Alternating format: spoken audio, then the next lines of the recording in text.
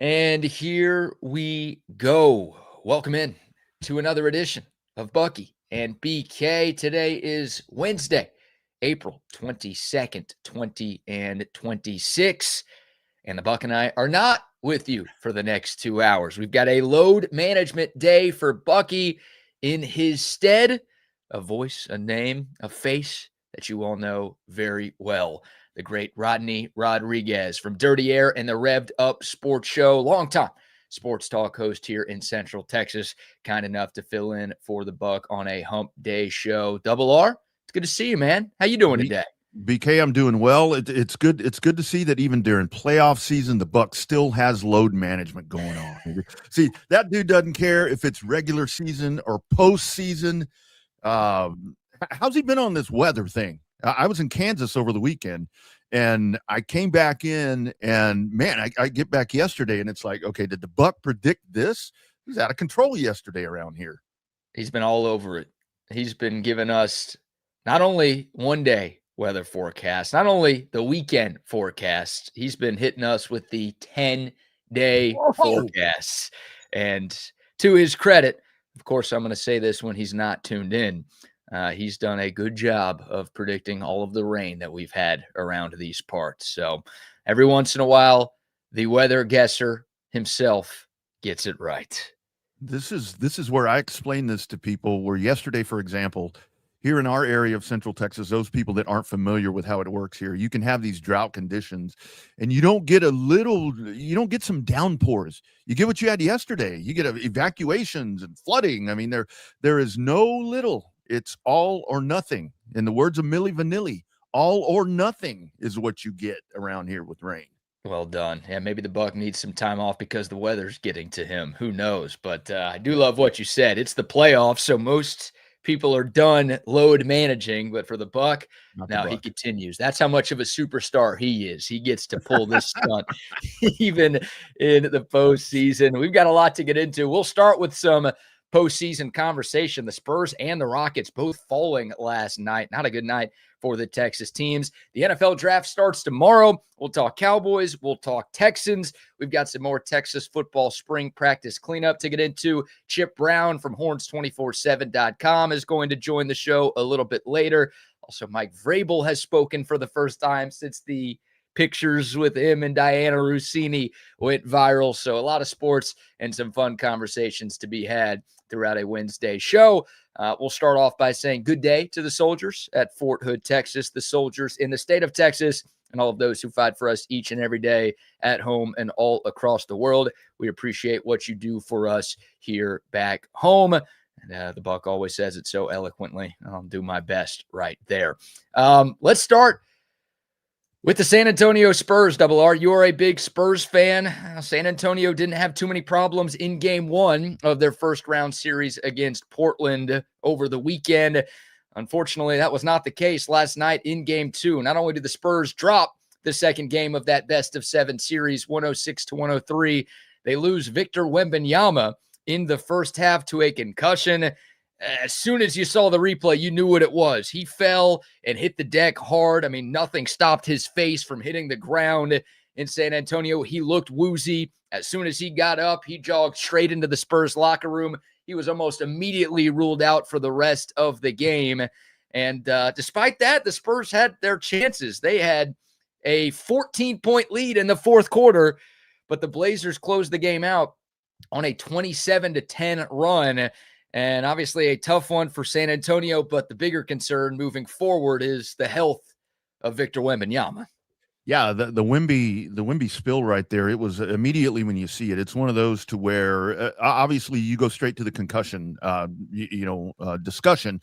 But once I saw it, the second and third time, I mean, it was square on the jaw.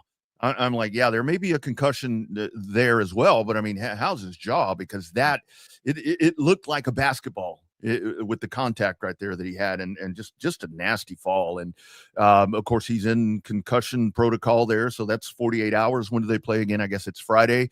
So it may be an undermanned Spurs team that you're going to have going into that game three with Portland. But the other part about it is I still felt confident in the sense that San Antonio, because Wemby does everything, the supporting cast, if you want to call it the supporting cast of the Spurs, you have somebody that can do everything as well. You just happen to have a dude that can do it all himself.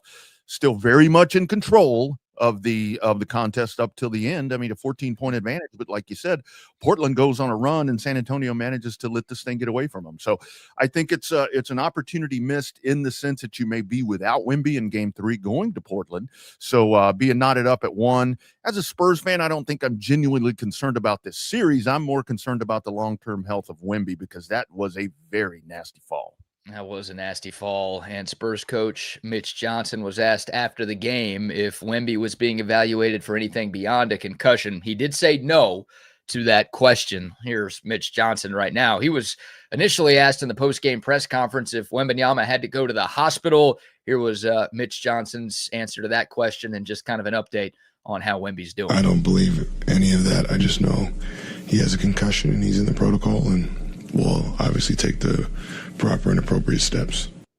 So there you go, short and to the point. And like you said, I mean, the good news for the Spurs, they've got a couple of days off, the extra travel day as this series shifts to the Pacific Northwest. So giving Wemby as much time as you possibly can before a game 3, obviously advantage Spurs. And here's the thing, like, the Spurs could still win this series without Victor Wembanyama. I don't think he's going to miss the rest of the series, but I feel like San Antonio is still the better team. And again, it took a miracle comeback and kind of a miracle collapse by the Spurs for Portland to find a victory last night. I feel like the Spurs will be fine, even if Wemby does have to miss a game or 2. But long term, that's what you worry about. You start to look ahead to the second round, whether it's Denver or Minnesota. And then beyond that, I mean, this is a Spurs team that has championship aspirations, and they should. Got the second best odds to win the title right now. They have the second best record in the league during the year. I think it goes without saying that if your superstar 7-footer isn't out there or isn't 100%, then that totally changes the expectations for this entire run. And this is where you hope as a basketball fan, not necessarily just a Spurs fan. I mean, obviously as a Spurs fan, you want Wemby out on the court, but I think as a basketball fan with everything, all the storylines that you've had and the MVP candidates that we know who they are and so forth. This is where you hope that this isn't anything long-term that's going to affect Wemby and prohibit him from finishing out the playoff run. Because I think that what the NBA is doing right now, and I see this a lot with NASCAR, with the sport that I heavily cover, is that you've got the next generation of superstar that you're watching in a league that, was built with Jordan, Bird, Johnson, Kareem Abdul-Jabbar, all of those. And now you've got the guys that are coming in and they're setting the benchmark for the future moving forward. And I think with SGA and with Joker and with Wemby and all of those guys, if you get a full postseason of those guys in playoff competition, that it's really good for the league and it's good for basketball, because obviously the intensity ramps up right now. We're seeing it in the playoffs. I mean, this playoff basketball is better than what I've been watching for the last 2 months. So you want all those dudes on the court. And as a Spurs fan, obviously you do, because he's the key that's going to set up that matchup with Oklahoma City that appears to be, there's no way that that's not going to happen. But with a limited or Wemby not on the court, that's something that can derail that little path right there. Yeah, if for some reason you didn't think Wemby deserved Defensive Player of the Year this year, I mean, just go back and watch last night's game, right? The difference with Wemby on the floor in the first half of the first half versus the rest of the game. I mean, Portland was able to have so much more success down low. Robert Williams, big game. Donovan Klingland, big game. Scoot Henderson was able to get to the rack a lot more frequently. And just look at some of the shot charts. I mean, it's just a night and day difference with Wemby out there versus when he is not. Again, the Spurs have a bunch of talented pieces. They had a 14-point lead in the fourth quarter of that game, and they let it slip away. And they're used to playing without Wembanyama. I mean, Mitch Johnson talked about that in the post game. I think I cut this up right here. And Wemby was hurt at times during the regular season. He was doing the load management thing at times during the regular season. Of course, even when he was playing, it felt like his minutes were pretty limited. Here was Mitch Johnson talking about the Spurs defense and what they need to do if they don't have Victor Wembanyama moving forward. Yeah, we've played without Victor this year. And you look at the numbers in terms of they shot 42.2% from the field, 34 from 3, got 23 free throws. That's not bad when you're just talking about a defensive effort. They got 24 points off for turnovers, and they got 23 second chance points. So those would probably be the 2 areas I'd start with. and still scored 106 points. We didn't give up 150 or anything like that. I thought the guys actually fought their butts off, did a really good job. Obviously, some things we can get shored up on and be better at in terms of closing out possessions and then having some cleaner offense. So it allows us to set our half-court defense. Yeah, I mean, that's a good point by Mitch Johnson, right? The Spurs only gave up 106 points. It's not like their defense totally fell apart. Now, Portland getting 15 offensive rebounds and all the second chance points that they got, that doesn't happen if Wemby's on the floor. But the bigger issue for San Antonio was, their offense just kind of fell apart in big moments, and they couldn't get that clutch defensive stop down the stretch. Look, I know Wemby's not the most ball-dominant superstar in the league, but still, he is a force on that end of the floor too, and somebody that opposing defenses have to account for. Not having your superstar in the fourth quarter of a playoff game. And remember, this is this iteration of the San Antonio Spurs' first ever postseason series. So it's not like, they've been in this spot before. They've played playoff games without Wemby. They know what to do. Just kind of tell everyone was looking around like who's going to step up, who's going to make the next play. That can happen when, again, your go-to guy just isn't available. That's really the one thing that I noticed, BK, and I wrote that down. I mean, that's one of those things that I physically wrote down to where they looked a little, I guess the word that I would use, discombobulated, not having him out there, because he is such the catalyst that runs everything on both sides of the floor right there. And that's the odd thing about this is when you talk about Victor Wembanyama and with this Spurs team in general, like you're talking about, is what folks have gone back to is the concern with them is the lack of experience. But at the same time, where I combat the lack of experience with the immense amount of discipline that this team does have. I mean, that they are very fundamentally sound, like the Spurs teams usually are. But when you look at them, when you don't have that catalyst right in the middle of everything that's going to be driving that's what I saw last night when they began to fall apart. And with the Wembanyama conversation, I mean, what San Antonio really does, I mean, just in the history of this franchise, or the heyday, or the even present day with the Greg Popovich finger still thumb right up on top of this, is they're very consistent with injury things. So they're going to let this thing ride itself out. There's no panic in that building right now. I guarantee you, they feel confident that they can get this done, but they're not going to rush this dude back. And I think if it entails him not playing on Friday, they're going to do what's best for the organization, because dude, they're 2.5 years ahead of where I thought they were going to be with what they're doing right now. So you've got to look long-term, and this guy's only 22 years old, for crying out loud. Yeah, you mentioned it earlier, Double R. Under the NBA's concussion protocol guidelines, a player cannot return to full participation for 48 hours after the time of the injury, but can resume gradual activity after 24 hours as long as symptoms don't worsen. The player must hit several benchmarks while being symptom-free before he is cleared to play. He will then require clearance from the team doctor in consultation with the league protocol director. So there's a lot of medical sounding things that I know nothing about. But again, the extra day off may give Wemby enough time. But if you're San Antonio, look, I think you can win game 3 without Wembanyama. The hope is that this is not something that drags out longer than that. And I'll say this, I think if you're a Spurs fan, you got to be a little disappointed. Again, you had that game in the bag despite the injury. It's obviously the biggest storyline, but you got to talk about the ways the Spurs failed to close in the fourth quarter. Think about how many times this year that Wemby has picked up his teammates, offense, defense, just with everything he does, the way he impacts games every time he's out there. Last night, he needed his teammates to pick him up. And Stephon Castle at times looked like he had no idea what he was doing. Like De'Aaron Fox was running around, but it wasn't a typical De'Aaron Fox day. I mean, he was 6 for 16 shooting. Devin Vassell was 6 for 16. Stephon Castle was 7 of 20. Like, those are the other best players. So if one guy, whether he's having an off night or he just can't go, you need your other stars to step up. And none of those other 3 for San Antonio played the way that they're capable of playing, and that's why they let this one get away. So that's where it's really disappointing right there, is they still had it. And it just, if one of those guys play the way they're capable of, San Antonio probably finds a win. But all 3 of them just kind of looked like they were running around like chickens with their heads cut off. Yeah, as a lifelong Spurs fan, this to me is generation 4 of the San Antonio Spurs that I call it in my time that I've been alive, because you had the Gervin era, then you had David Robinson, then you had Tim, and now you've got the Victor Wembanyama era.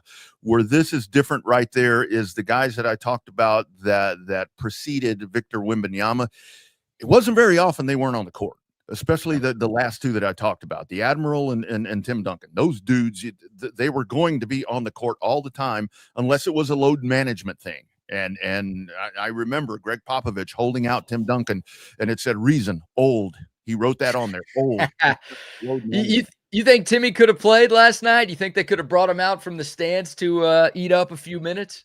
I tell you, yeah, David is the one that looks like, he may have indulged in a little bit of that San Antonio cuisine, just a little bit, but I think Timmy could still do it. But that's where with this version of the Spurs, and I'm very confident in that the guys that you're talking about there, but they do lack experience right now. You have to factor in the fact that at some point you're going to be without your superstar. Yeah. So, and again, I think that's where this team will mature and get in those situations and not have that deer in the headlights look like they had last night. Look, you said it a while ago. Wemby, 25, 30 minutes a game. He's off the court every now and then. So it'll come together. It just kind of sucks as a Spurs fan that this happens in game 2 of the first round of the playoffs, to where it's OJT, on the job training right here, trying to figure out how to be without your captain.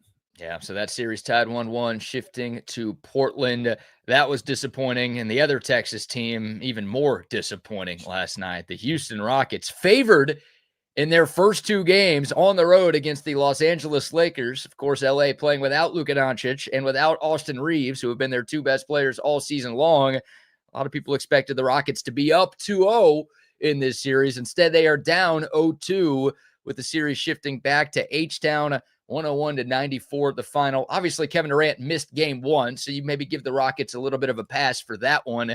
But last night, KD was out there. He had a great first half with 19 points, but just 4 points, and took just 4 shots in the second half. The Rockets offense has completely failed them. They were just 7 of 29 from three-point land last night. And LeBron went vintage LeBron. He hopped in the DeLorean and looked like prime King James last night. And then also, how about 25 from Marcus Smart and 23 from Luke Kennard? These guys are beating up on the Houston Rockets right now, and this series feels over to me, Double R. I'm with you. I had this. I'm like, okay, this is Houston's. This is their chance to move on. But I said this even back in the chaos theory days on TSU when we were previewing the NBA, that the Rockets never did anything. That Fred VanVleet being out, they never addressed that. And that's the one thing that I go back to is you never went and you found somebody that's going to try to fill that hole. I mean, you knew that dude was going to be gone, and they never did anything about that. And for KD to miss game 1, I mean, he had turnovers last night. I mean, you called it. Marcus Smart, they come out, and the Rockets have given this series to the Lakers on a silver platter. Without their 2 main contributors, Houston has found a way to let Los Angeles take home court advantage away. Yeah. And this could be a sweep, BK. This could be done. It's embarrassing. It's embarrassing for the Rockets. This is a series that they should absolutely win. And I mean, the Lakers closing 5 last night, not their starting 5, but the 5 guys they had on the floor to put this game on ice. LeBron James, who's in his 40s, Jackson Hayes, lifetime Longhorn, Luke Kennard, Rui Hachimura, Marcus Smart. That was the 5 playing in crunch time for the Lakers, and that's the group that put the clamps on Houston. You talked about KD, 9 turnovers last night for him. It's not all his fault. I mean, Şengün's been horrible in this series. He was 9 of 20. The bench had just 10 points, all by one player, Tari Eason. They look lost. They just don't have answers. And the Lakers keep double-teaming Kevin Durant. He's trying to make the right pass out of him, but he's throwing it away at times. And even when he does make the right pass, his teammates are missing shots. Like the Lakers, they are honing down on the Rockets' best player, and Houston just doesn't have a way around it. And that's on Ime Udoka to try to figure it out, because it's unacceptable the way the Rockets are playing offense. I mean, they haven't cracked 100 points in either of these games yet, despite how shorthanded the Lakers are. If they don't get that offense going in a hurry, then it could be bringing out the brooms in Houston for game 4. Yeah, absolutely. And seriously, what can you say about LeBron James, whether you're a LeBron James fan or not? I mean, you have to sit back and put your feet up and admire what this guy is doing. I mean, just the tenacity that this guy has. I mean, no, obviously he's not in his prime. This isn't, but we talk about Victor Wembanyama. I mean, LeBron James, what he's doing right now, he's putting this team on his shoulders and willing them through without, they are becoming a force in the West right now if they're able to win this series, because I think a lot of people had discounted that without Luka and Austin Reeves, that they weren't moving on in round 2. I mean, if they get to round 2, I think they're done anyway. But just the simple fact that they're going to be able to do this in the manner that they're doing it, I mean, locking the Rockets down, it's a lot, the embarrassment that you should feel as a Rocket fan. But at the same time, you go back and you look at what Redick is doing here with this group. I mean, you got to give credit is due. LeBron James, man.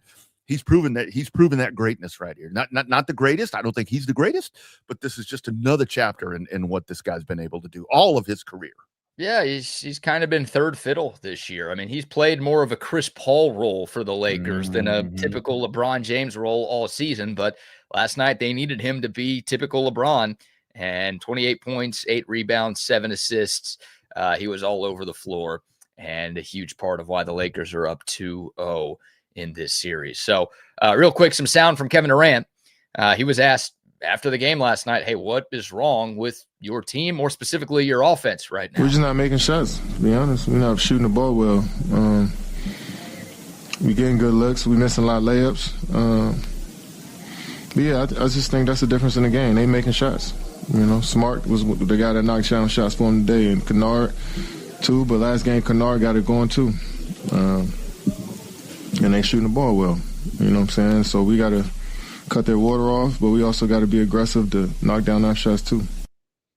Yeah, Marcus Smart going 5 for 7 from 3 and scoring 25 points in the year of our Lord 2026 is not something I had on my bingo card. Like it's embarrassing for the Rockets. Again, you give him some credit. He's out there making the shots, but like these guys have no business beating a healthy Houston Rockets team. So they've got to figure it out in a hurry. Game 3, again, back in Houston on Friday. The Rockets go back. They win their 2 games at home. Then all of a sudden, the entire narrative surrounding this series completely changes. But, yeah, it's been a pretty lethargic effort, to say the least, for Houston in these 2 games. And for the Lakers, man, I mean, look, they got to find a way to get past this one. But if they get Luka back, if they get Austin Reeves back, they're going to be playing Oklahoma City in round 2. The Thunder would still be favored. They should still be favored, but that would be a pretty intriguing series for sure if the Lakers are fully healthy going into that one. And you have to think that this series for the Rockets just kind of put itself on a downhill spiral when you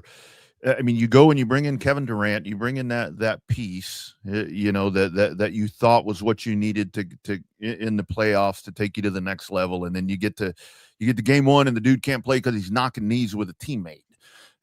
So that there, to me, it takes a lot of steam out of what the Rockets had, and you bring him back, and then it just wasn't a productive night. And what he's saying right there, they're making shots. Yeah, they're making shots. Why aren't you making shots? Why is your team not making shots? I mean, that's the frustrating part for Houston. And if they go out like this, I mean, this just continues to add to the misery of what is the Houston Rockets, it seems like, man. It's like you make that move and you just still can't get it right.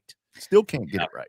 There are going to be some big questions in Houston if they lose this series. Yep. I mean, look, even if they did find a way to come back and beat the Lakers, they're not beating Oklahoma City, so there would still be some questions to answer if they lost that. But they lose in round 1, then they might need to completely reshuffle the deck. And this young core that they have, I mean, they had a bunch of high draft picks from being one of the worst teams in the league for a few years in a row. It's just not working right now. So they might need a reset. But again, don't bury them just yet. It's only 2 games, but there hasn't been a lot that you've seen in games 1 and 2 to feel like Houston is going to come back in this series. They look lost. And, as our guy Jake says, everything that KD said on his burner accounts about his teammates may be true. But also that might be in the back of his teammates' mind too. It's like, screw this guy. I don't want to fight for this guy. He's turning it over 9 times. He he's not playing well. Like, I don't care about this. I don't know. Yeah. It's a mess. Well, it is a mess. So we'll take your thoughts. By the way, the other game in the association, we won't spend much time talking about this, but about the Philadelphia 76ers. Yeah. In Boston, taking game 2, 111-97. This game wasn't even that close. The Sixers were 13.5-point underdogs. You know, the Buck had a gold star lock on the Celtics that he missed. He also had a gold star lock on the Spurs that he missed. On a great night for Bucky. Maybe that's why he's not here today. But how rare was last night in the NBA? The first day in the last 25 years where multiple double-digit underdogs won outright in the NBA postseason. Obviously, the Spurs, they lost to Portland, and the Celtics losing to Philadelphia. You don't see that very often in this league, but that's why they say this league. You never know what you're going to get in the association. And that's why, to the point that I made earlier about once the NBA playoffs start, it's a completely different brand of basketball where it actually seems to matter a little bit more. It just means more. To borrow that term right there, to where the basketball is better. You seem to see a lot more aggressiveness, and you see teams doing things that you don't expect. And for Philadelphia, I mean, Philadelphia is one of those squads that you look at in the NBA, and it's like, okay, if this, if that, if this, if that, and then every now and then you get a night like last night, to where it's like, if you can have that consistently from the Philadelphia 76ers, that's where they can really make a little bit of a run. And for Boston, a little bit of an off night right there. I'm not concerned about Boston. Yeah. Look, man, that's the best team in the East right there. It's going to be Boston against Oklahoma City or maybe San Antonio still. So, we know where we're going, but it's kind of the road getting there. When you have a little bit of a hiccup right there and hit a little bit of a pothole like Boston did, like San Antonio did, like those teams do, it makes it just a little more interesting. Let's see if Oklahoma City hits a speed bump here along the way, trying to get to that path. Yeah, and that's interesting, right? The top seed in the East lost a game. The number 2 seeds in both the East and the West have already lost a game. So, I think a lot of folks assumed these would be sweeps. And here we are with some questions about some of the top dogs in the sport. All right, we'll take your thoughts. The Coda text line 512-222-9328. 2 more games in the association tonight. Neither of the Texas teams in action, so we won't spend much time previewing that.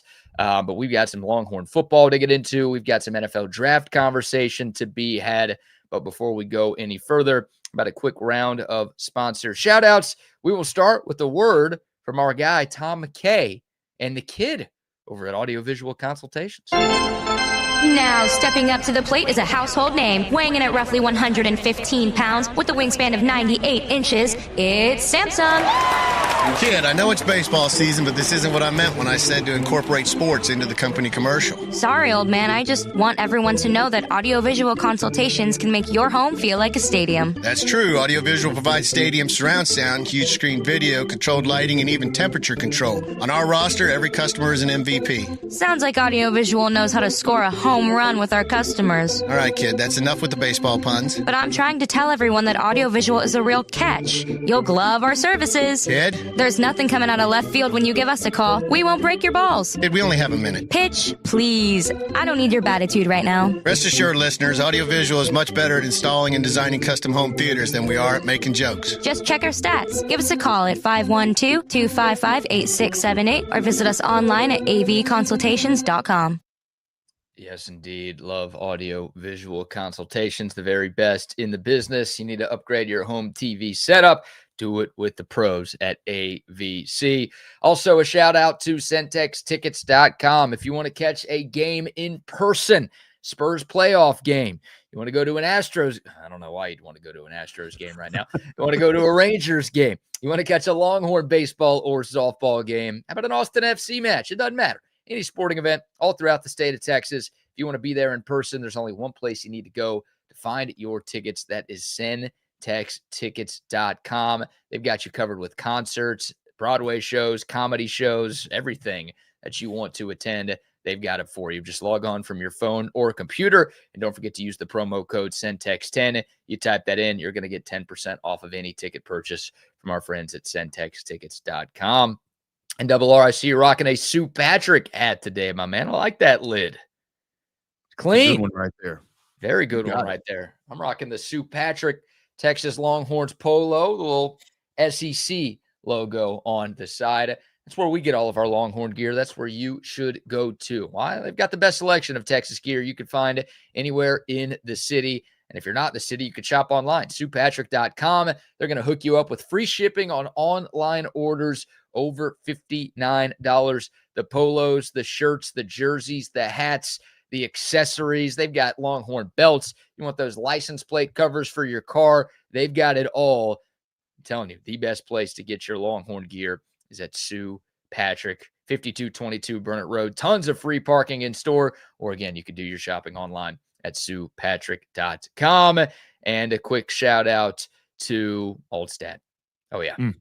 The best beer that's ever been made in the history of the known universe and the history of the unknown universe, too. Nobody in the world, no one in the galaxy has ever made a better beer than the folks at the Altstadt Brewery in Fredericksburg. It was just named Brewery of the Year back in February in the state of Texas. So there's some proof. They've got a bunch of award-winning beers as well. A great German-style lager. They've got a Kolsch. They've got a Hefeweizen, a Pilsner, a light beer, something for everyone. Definitely check out their seasonal Peach Radler that should be hitting the shelves soon. Again, fantastic beer as the weather starts to warm up here around Central Texas. Something for every palate out there. It's the only beer I drink. And I'm telling y'all, one sip and you won't go back to the other beers that you have been drinking in the past. It is Altstadt Beer. No impurities, no regrets. I got to tell you about the Sue Patrick things that you can find there. The golf accessories. Over the holiday, I've got a very good friend of mine, a coworker over in Springfield, Missouri. Big Texas Longhorn fan, loves everything burnt orange. I bought him one of those little golf cart models that Jay has sitting over there. Little bitty golf cart, Texas Longhorn golf cart. I sent him that to the office and he called me up. Dude was in tears. He's like, "This is unbelievable." He said, "I told my girlfriend this is the most amazing gift ever." They've been together for like 10 years. I said, "Are you out on the street, my man?" Something you got him was the best gift he's ever gotten. Best gift. I'm like, I wouldn't have mentioned that. You can tell me that, and I'll pass that on to Jay. Don't tell your significant other that, because I'm assuming she's bought you something in those 10 years. Well, she needs to do a better job of shopping, it sounds like. Well, he wanted some golf club head covers. Yeah. He went to SuePatrick.com, took a look. Boom, there you go. Boom goes the dynamite. Right there.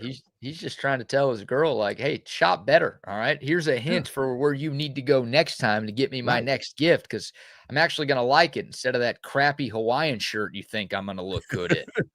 Be a great this dude's a Carolina Panther fan. I'm like, dude, SuePatrick.com. Yeah.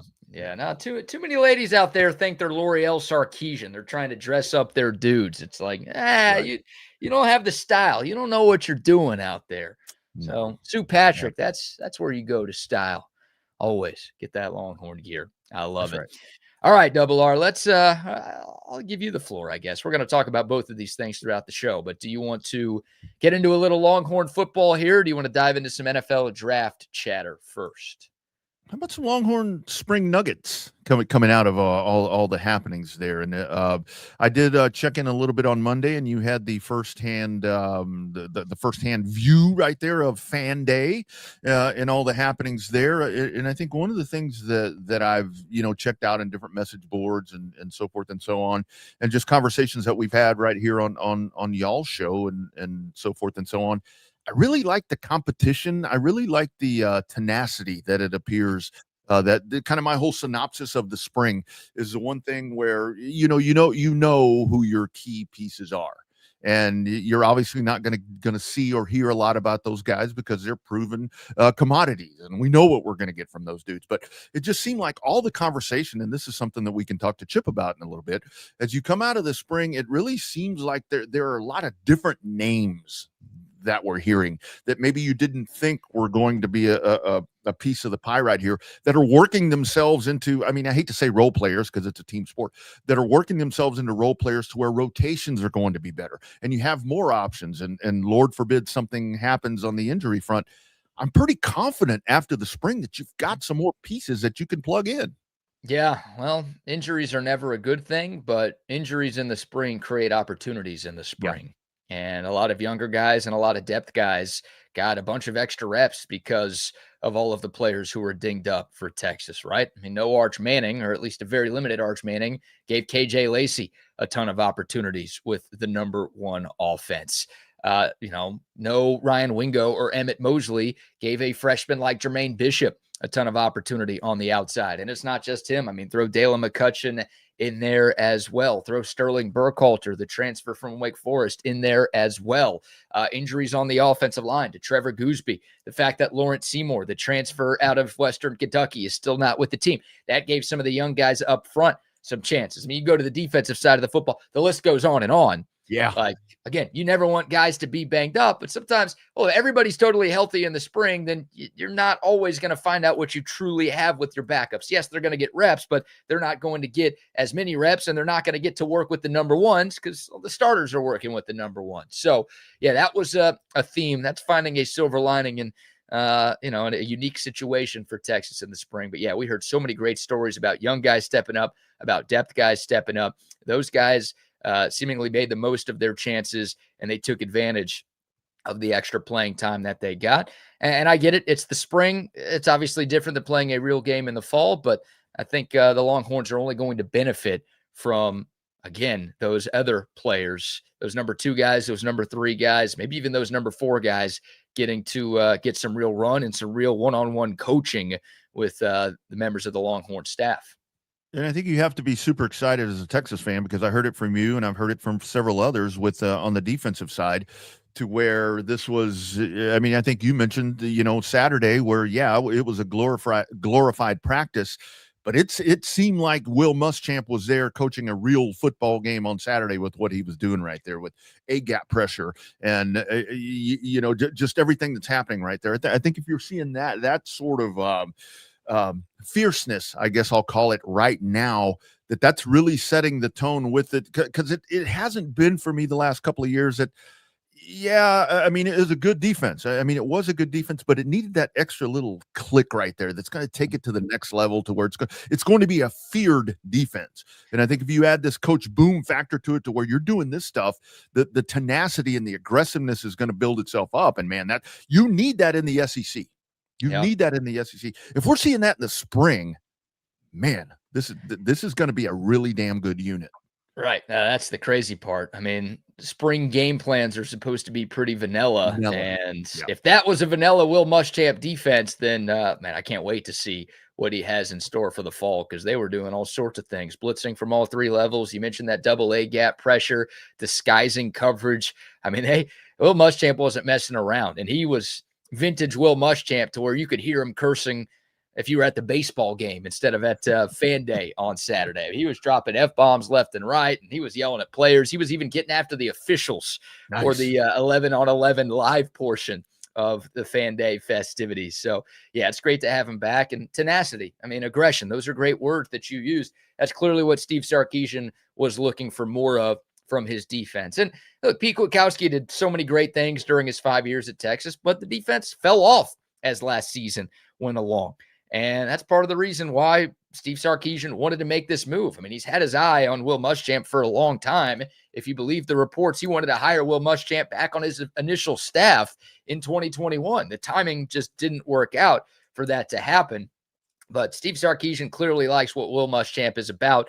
He's a guy who knows the SEC incredibly well. I mean, Georgia has not only been a thorn in the side to Texas, but they've been a thorn in the side to pretty much everybody in this conference over the last 5 or 6 years. And Will Muschamp has been a big part of their defenses. And obviously, he's learned some things from Kirby Smart as well. So, yeah, I mean, it was a hire that made sense for Steve Sarkisian. And I think he's getting exactly what he had hoped that he was going to get when he made this move back in January. And that's what you just said right there is, and I'm certainly not calling Will Muschamp an old dog, but you can teach an old dog new tricks. And I think the time that Will Muschamp has spent with Kirby Smart, and again, it's been different roles that he's been in, position coach, advisor, whatever he's done.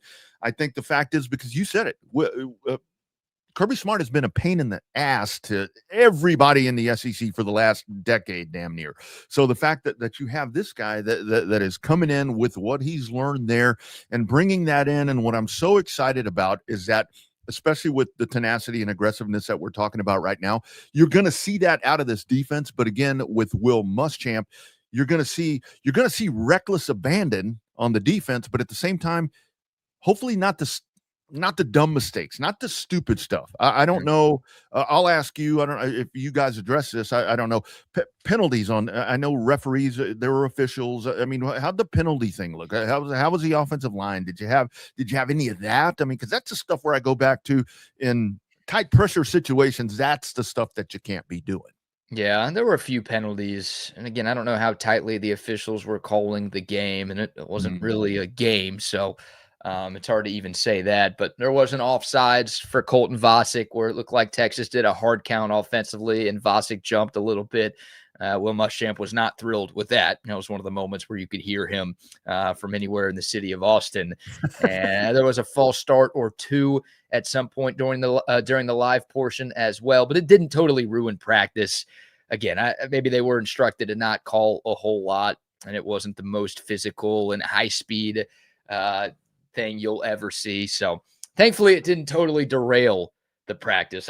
I don't think you can really gather anything about penalties in the spring anyways. I mean, that's just something we're going to have to see in real games in the fall. As we've talked about a lot, Texas, the second most penalized team in college football in 2025. That can't happen for this team to achieve their goals in 2026. So, yeah, I mean, the defense looks great. The defensive tackles, I thought, stole the show on Saturday, and they were kind of a constant theme throughout the spring. I mean, Ian Jaffrard, the transfer from Arkansas, that guy is a monster of a human being, almost 380 pounds. But it's not just him. I mean, Hero Kanu, we saw how impactful he could be up front in 2025. He's really, really good. Alex January is poised for a breakout season, maybe an Alfred Collins kind of senior season coming up for him. I think Murad Watson in his second year on the 40 acres is due for a bit of a breakout as well. So look, the defensive line, you asked a little bit about the offensive line. The D-line had the better of the day, but important to note that the offensive line was a little bit shorthanded, and the defensive tackles had everybody out there. I know no Colin Simmons on the edge. If that guy was playing, then the defense would have been even better than they were.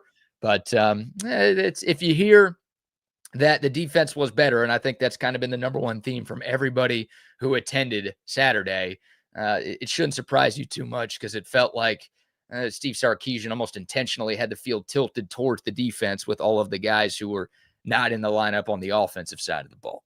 Yeah, on the offensive side, I mean, it's going to be the offensive line. That's going to be the focus throughout the year. I mean, what can they withstand? I mean, because Sark talked about that maybe some of the reason, whether this is legitimate or not, that you didn't have a true spring game was lack of depth. I mean, lack of bodies on the offensive line, and that's totally fine.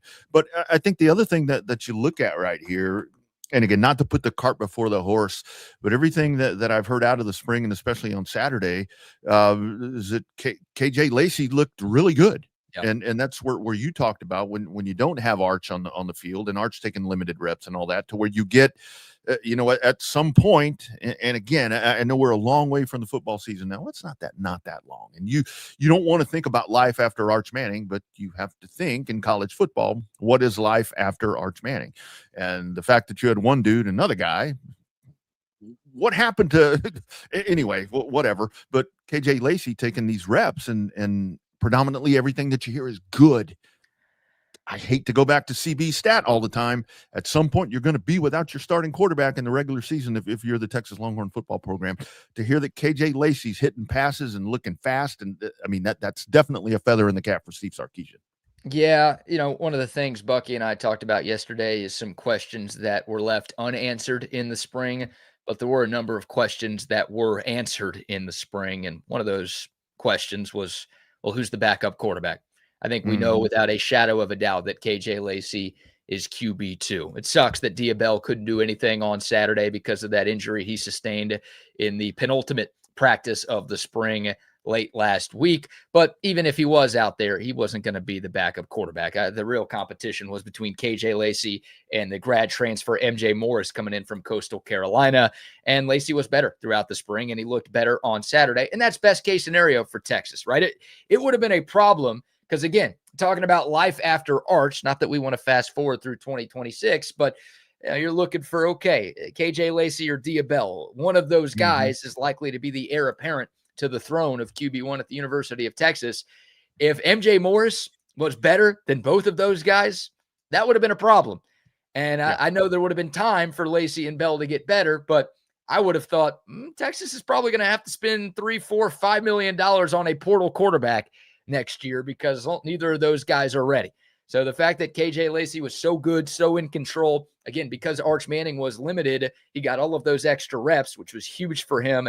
Like him answering that question, not leaving any doubt that he is QB2 on this football team. And I thought he looked good enough over the weekend to where it's like, yeah, if Arch has to miss some time, this offense isn't going to completely fall off a cliff. That was an answer that we got, and one that I'm very glad that we got. And also on the offensive side, one thing I think that the tight end, I've talked about this many times the last couple of years, is that the tight end is so imperative in a Steve Sarkisian offense, and the good reviews about Spencer Shannon coming out of the spring.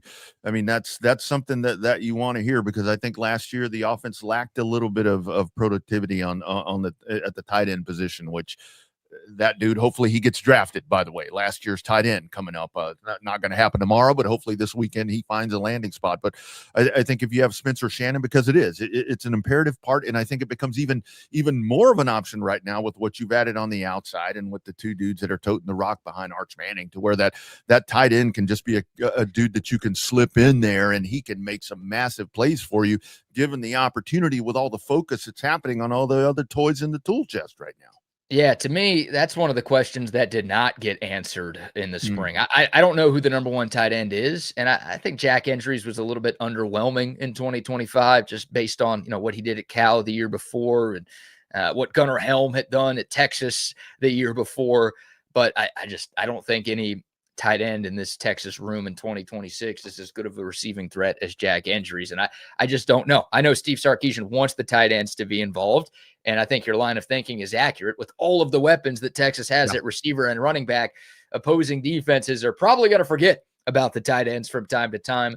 But are any of those guys true difference makers? I think Spencer Shannon's a very good blocker, although there were some moments on Saturday where I don't think he was great at that. I think Michael Masunis, the transfer from Michigan State, also a very good blocker. And he did have 19 catches and 3 touchdown grabs for the Spartans last year, so he can do a little something there too.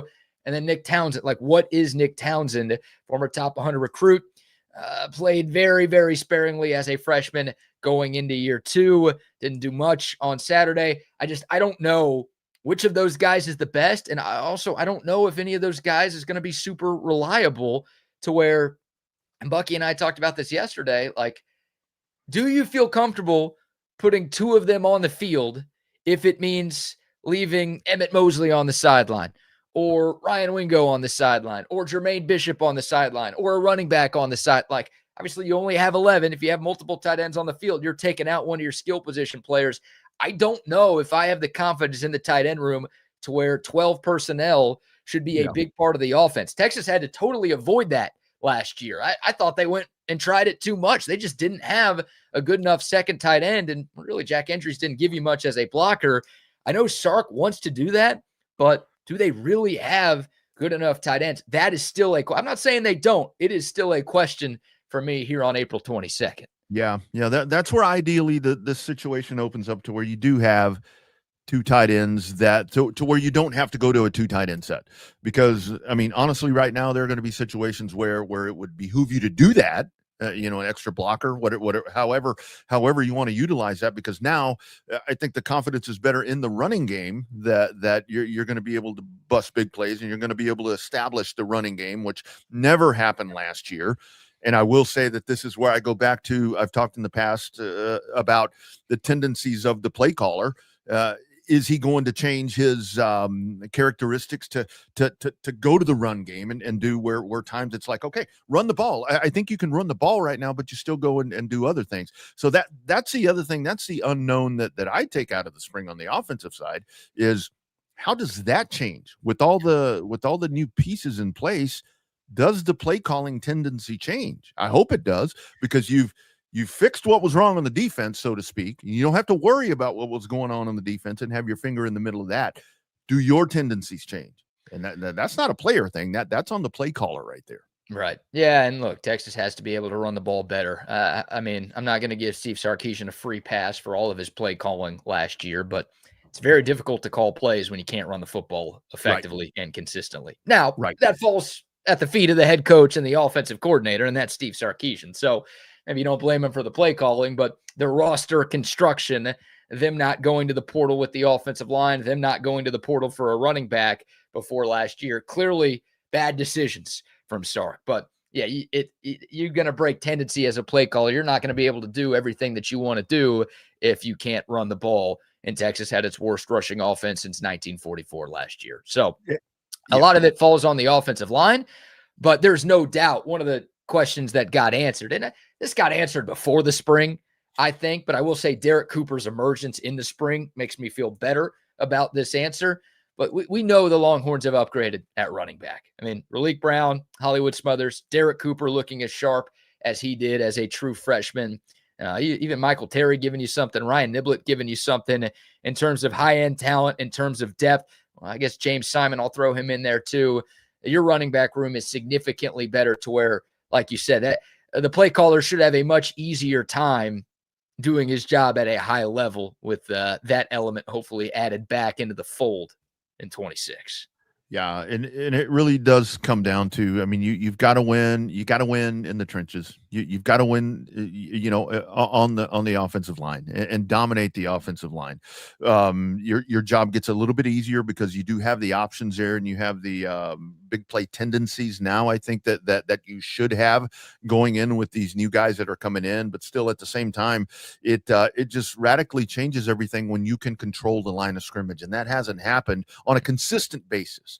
You've seen little pieces of it, but then that's where I go back to the mistakes. I mean, the holding calls, the pre-snap stuff that drove us crazy the last year and a half with these guys on the offensive line. Is that going to be fixed? And that's where in these games, in the SEC, these games that are going to be tight, you get into the college football playoffs, you get into all of this stuff, you can't make those mistakes, control the line of scrimmage. That's what's most important. You can have whoever toting the rock back there, but if you're not controlling the line of scrimmage consistently, you're going to get beat. You're going to get beat. And it's crazy because, I mean, Texas was so bad on the offensive line last year, and they still won 10 games, and they should have made the college football playoff. So they weren't a national championship team. And winning 10 games and just sneaking into the CFP isn't going to fly for most Texas fans this year because of how good this team is, or at least we think this team is. But like the offense, they don't need to be the best offensive line in the sport. They just need to be a hell of a lot better than they were last year for Texas to be significantly better and make a deep run into the CFP. They don't have to be the 2024 Joe Moore Award finalist offensive line for Texas to be deep into the college football playoffs again. They just have to take a big step, and I think they will. Again, we don't know for sure because we didn't see that full projected starting five on Saturday, and even if we did, I still think there's so much wait and see with what that group actually does against another team, and I'm clearly focused on Ohio State in week 2 because that's the type of team you're going to see in the college football playoff and the type of team you need to beat to win a national championship. But yeah, I mean, you absolutely have to get much better up front on the offensive line. Texas, they did upgrade some in the portal. They tried after a few guys that they just couldn't get. So it's not plan A for what the Longhorns, I think, initially hoped going into the offseason, but they have enough with their starting five to where that group should be solid and capable. But like you said, I mean, that's going to dictate the rest of the year. Having Arch Manning, having those 3 running backs, having maybe the deepest wide receiver room in America, that stuff's not going to matter nearly as much if your offensive linemen can't hold up long enough for those guys to do what they need to do. I think one of the best things coming out of the spring is a lot of times you'll come out of the spring and you hear what you hear and you hear the different the expectations. Obviously, we know the expectations around here. You come out of the spring here and we know that the offensive line is still it's still a concern. I mean, let's be honest. I mean, the depth of it. Do you have that solid offensive line? But you don't have, with all the conversations that have been had and the pieces that have come in. You don't have alarms sounding off about. Oh man, I think there's a hole here. I think you have a need here. I think you have all of these different things, and around the country, you can look at different programs to where it's like that's happening in other places, to where it's like, oh man, there's a lot of holes to fill right here. You knew going in that maybe you were going to have something still lacking with the offensive line. Coming out, we know that that's still there. That they're, a little bit of tweaking, a little bit of depth that needs to happen. There was some question on the defense. I think a lot of the defensive stuff. I mean, I don't know if it's been totally answered, BK, but I feel a lot better coming out of the spring about this defense than I did going in. Now that I've actually seen them perform a little bit with Will Muschamp. So I think that's the main thing as a Texas fan, is that because Lord knows that the alarms will sound around here if something doesn't seem right. Everything seems like it's in a pretty good spot right now moving forward. Yeah, I think so. The biggest question is the offensive line, and that's still a question after Saturday, but there's reason to believe that they're going to be better this year. I mean, how can they be any worse? That's probably the best argument I could make, but reasons to believe that their starting five is going to be better. Adding Melvin Sinai, adding Lawrence Seymour, moving Brandon Baker to guard, having Connor Robertson at center for a full year. Obviously, Trevor Gooseby, first team All SEC left tackle. It should be good. I don't know about the depth. I don't know if I'm ready to use that word for the offensive line. Can they just have five? Because last year they didn't have three that I felt good about. So can they have a starting five on the offensive line? If they do, then there aren't a lot of other questions, at least from a roster standpoint. This team has all the talent in the world. All right, we'll take your thoughts. The Dakota text line, 512-222-9328. Chip Brown from Horns 24/7 and horns247.com is going to join us here in a few moments. We'll get his thoughts on Texas football, questions leaving the spring, and maybe some questions that were answered during the spring. Also talk a little basketball and baseball as well. But before we go any further, we'll get to some sponsor shout-outs. Double R, I'm putting you on the spot here, but I know you're up for it. Our friends at McCall Custom Homes. I know they've been out to your place and done some work in the past. Our guy, Mike McCall, one of the best in the business. Absolutely. Don't believe us? Check out the gallery of projects at McCall Custom Homes, ATX.com. A little bit of a volatile market right now. There's a lot of things going on in the world, and the your number one possession that you have is your home. Why not add value to it? Down the road, you need to sell that home. The family's grown up, and the kids are out of the house, and you want to maximize the equity that you have in your home. Add some value to it, and that's what happens when you call the great folks at McCall Custom Homes. Be sure to get that free estimate, by the way, estimation, as a friend of mine used to say. 512-633-9580. And by the way, you're going to be talking to Mike. Mike's going to be the guy that's going to answer that call, going to answer that text. He'll come out and take a look at your place. I mean, he came out. It's in the house. I've said it before. It was a 1988 bathroom. You look at it right now, it's 2025, my friends. It is modernized, glass enclosure. It's got, it's beautiful. I will get some pictures posted. I know I've talked about that for a long time, but you got to check them out. And again, check out the Better Business Bureau ratings. Check out the Google reviews. All that's going to coincide with what we tell you each and every day right here on Bucky and BK. These folks have been doing it for over 4 decades, a father-son team that come out. They're going to handle this. And the best part about it is they'll come out and take a look. You have an idea what you want to do. They'll say, well, what do you think about this? Well, we could do this or not do that or whatever. And the whole thing is, if you're kind of stubborn like I am, no, I want to do what I'm going to do. They're like, fine, I'm just telling you what we can do. And they're checking in that they want to work with your budget. Be sure to make that phone call, 512-633-9580. McCall Custom Homes, ATX.com. Check them out today. Whether it's that home renovation project, you need to add a second story, you want a new house. I can talk about equity and all these different things. You've outgrown your current place. They'll do that. That's the custom homes part. McCall Custom Homes, ATX.com. Check them out today. Tell them you heard about them right here on Bucky and BK. There you go. Beautifully done. And shout out to our guy, Michael C., saying Mike is coming out to my place this afternoon. There we go. Love to hear it right there. Jason says we got to see this bathroom in action. I'm not sure I want to see the bathroom in Live action. shower. You want a live shower video? All right. Yeah, OnlyFans, the ROF account coming your way soon. Shout out to them, and a quick shout out to our friends at the Sleep Cycle Center. Dr. Chad and his great team at Sleep Cycle Center can make your sleeping problems go away for good. If you are a snorer, if your partner is a snorer, if you're having trouble falling asleep, staying asleep, if you feel drowsy during the day, if you've got that daytime fatigue going on, reach out to our guy, Dr. Chad. And again, he wants to make your sleeping problems go away for good. More than 22 million Americans have undiagnosed sleep apnea. And it's not just annoying to the person sleeping next to you or annoying to you, or I'll just drink another cup of coffee. It's fine. No, you can lose your life from undiagnosed sleep apnea. NFL Hall of Famer Reggie White lost his life to this. Dr. Chad's own father lost his life to undiagnosed sleep apnea. That's why he's so passionate about, again, taking care of your sleeping problems. 2 Austin area locations, one up north and the other in Lakeway off of 620. SleepCycleCenters.com. If you mention this show, you're going to get $100 off an at-home sleep study. Go see our guy, Dr. Chad, SleepCycleCenters.com. You know, I have to tell you, so with that, I am a diagnosed, sleeping issues. Had an overnight trip a couple of weeks ago, BK, and I'm like, you know what? I don't need to take my sleep aid. I don't need to take my machine with me. It's just an overnight, one night. I'll take the other sleep aid, the Altstadt. I took that with me, and I did use that. Worst night of sleep that I woke up, chest felt horrible, nasal passages. I had a headache the whole day. You need to get that done. I can tell you, as a diagnosed sleep apnea person, get that done. It will make your life completely different. There you go. SleepCycleCenters.com. All right. Joining us now, as he does each and every Wednesday, it's our Texas Longhorns insider. Of course, you can hear him here, but you can also see his great work over at horns247.com. The great Chip Brown with us today. See, Breezy, how we doing today, man? What's up, BK Double R? What's going on?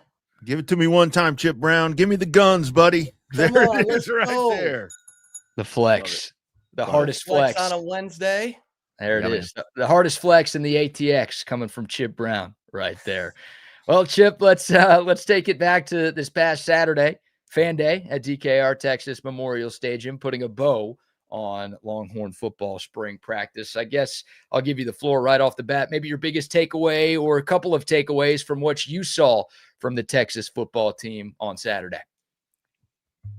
Yeah, I was a little bummed we didn't get to see freshman quarterback Dia Bell, who suffered a foot ankle injury on Thursday that left him unavailable on Saturday because, we weren't going to see Arch Manning in 11-on-11. We didn't see a lot of the starters, Trevor Gooseby, Colin Simmons, Cam Coleman, Ryan Wingo in 11-on-11.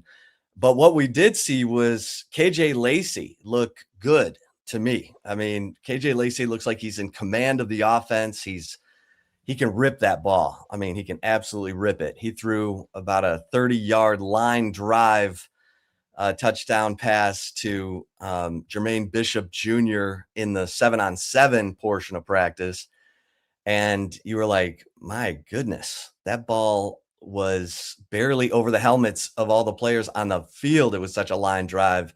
But perfect pass, great catch. So I thought KJ Lacey looked really good. I thought his pocket awareness looked good, and Jermaine Bishop looked good. I mean, this guy's got speed that the defense has to respect.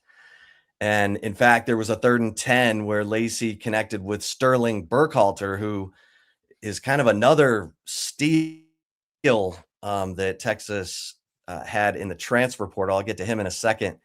But that 3rd and 10 completion for 13 yards, the middle of the field was cleared out by Jermaine Bishop running a deep route, and the safety's going with him. So already he's commanding that kind of respect. And when you think about the projected starters being Cam Coleman, Ryan Wingo, and Emmett Mosley the 5th, and then you've got Jermaine Bishop, who looks like a Xavier Worthy starter kit.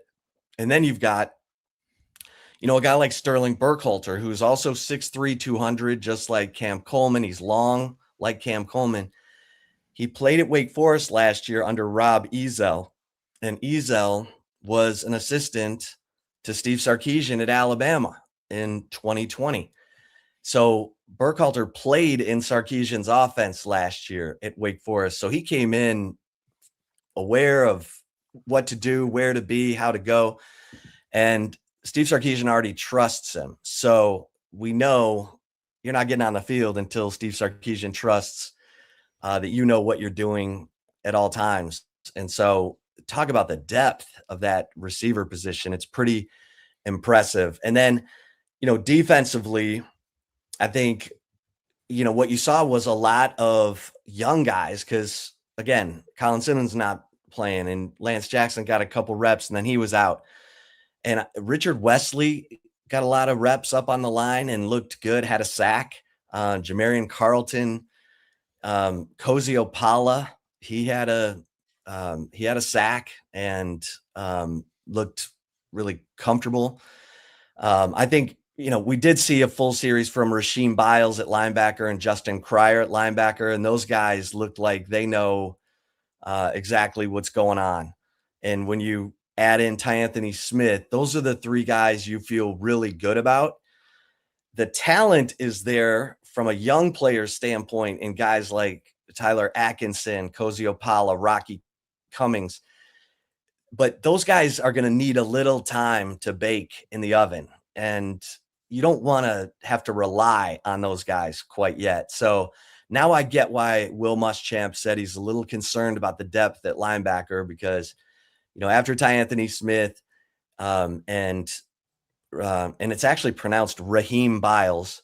I found out talking to some of those folks in his inner circle. But Raheem Biles, Justin Cryer, those guys look good. And Brad Spence can play as an inside backer, although they like him as an outside backer. They like him going up on the line and being able to rush off the edge. So, I think you got some talent there at the linebacker position. I don't know about the depth, but you got, man, if it's Raheem Biles and Justin Cryer and Tyanthony Smith that you're relying on this year, I think you're going to be fine. The great Chip Brown, Horns 24/7, joining us here on Bucky and BK. So, Chip, talk about the couple of words that BK and I have used this morning: aggressiveness and tenacity over on the defensive side. It looked like Saturday from everything there. Cornerbacks up on the line of scrimmage, everything happening in the A gap. Kind of talk about right there where Will Muschamp has come in, and he's bringing the heat, and it's happening at spring practice already. So we should expect that to get a lot more fiery as we move in. Yeah, I mean, the corners were up on the line. Now, I don't know how good, those jams were. I was looking and some of it was patty cake, but because you can wrestle those guys for 5 yards. I mean, get up there, get after them. But yeah, the man coverage, the press man coverage is going to be required. And we did not see Warren Roberson, who, I guess suffered a ding in Thursday's practice, but he's a guy that they really like from a press man standpoint because he is physical, he is aggressive, he likes to get his hands on those receivers. Also, Cade Phillips looks like he is, man, there's just the winter program. He looks a lot stronger, and we know he's fast. We know he's got great football intelligence and a short-term memory and those things. I think Cade Phillips is poised for a big year. But that double A gap pressure, the same stuff that Kirby Smart's been tormenting Texas with, was on display on a couple third down blitzes where he sent Biles and Cryer through both A gaps, and it got home. And at one point, it pushed him back to a 43-yard field goal, and Spedick missed that field goal. That was the one field goal that Gianni Spedick missed on Saturday. He hit all the 30-yarders. He missed the only field goal beyond 40 yards. But yeah, that double A gap pressure that's obviously Muschamp's been with Kirby Smart for the last 5 years. That's a real thing. And and it's going to be exciting to see Muschamp deploy that, because he's clearly got guys who can get home. I mean, I was talking to Raheem Biles, high school coach, and he said the thing you cannot understand about Biles is how slippery he is. And I was like, what do you mean slippery? He said he can make himself narrow and get through gaps, and he has such burst that, he just always seems to get home when they send him on a blitz, or when he's trying to get to the ball, when he's closing, if he's spying on the quarterback. So I think he's a guy who, Texas fans should be really excited about there at that linebacker position. Slippery, not a word you hear very often used to describe a linebacker. I like that right there. Chip Brown joining us here. Chip, I want to ask you about the tight ends. Rodney and I were talking about them a little bit earlier. You talked about the wide receivers. I mean, Texas might have the deepest wide receiver room in the country, and maybe the deepest wide receiver room we've ever had around here. I know Sark loves his 12 personnel, but obviously the more tight ends you play, the less wide receivers you play. Have you seen enough from the tight ends to feel like Texas can successfully deploy 12 personnel this year, or do you still have some questions about if any of those guys are super reliable here in 2026? Well, I'm still in shock after seeing Spencer Shannon catch 2 passes on Saturday, including a 25-yard catch and run, where, he makes the catch at 11 yards and then, busts through a tackle, drags 3 guys, another 14 yards. I'm like, okay, Spencer Shannon can catch the football. He's never been targeted for a pass in 3 years on campus. So, at 6'7", 266, he's not going to run away from people, but he is going to run over people. And I thought that was like a wow sign. I'm not saying he's going to be Gunnar Helm or anything. Don't get me wrong. But if he can give you that, oh man, because he was targeted twice. He caught both passes. Nick Townsend dropped 3 passes. I mean, Nick Townsend is the guy that everybody's looking to and pointing toward because he's so athletic. He's got the build, and he got some playing time last year. So you're thinking, okay, maybe this is a year. Cause I mean, he gets comparisons to JT Sanders from a catching standpoint, but it was not on display on Saturday. Amari Winston has great hands, and Jeff Banks has said he's got the best hands in the tight end room. He was targeted once, but Justin Cryer broke up a pass to Amari Winston. So, and Winston's, an interesting guy. He's like 6'1", 246.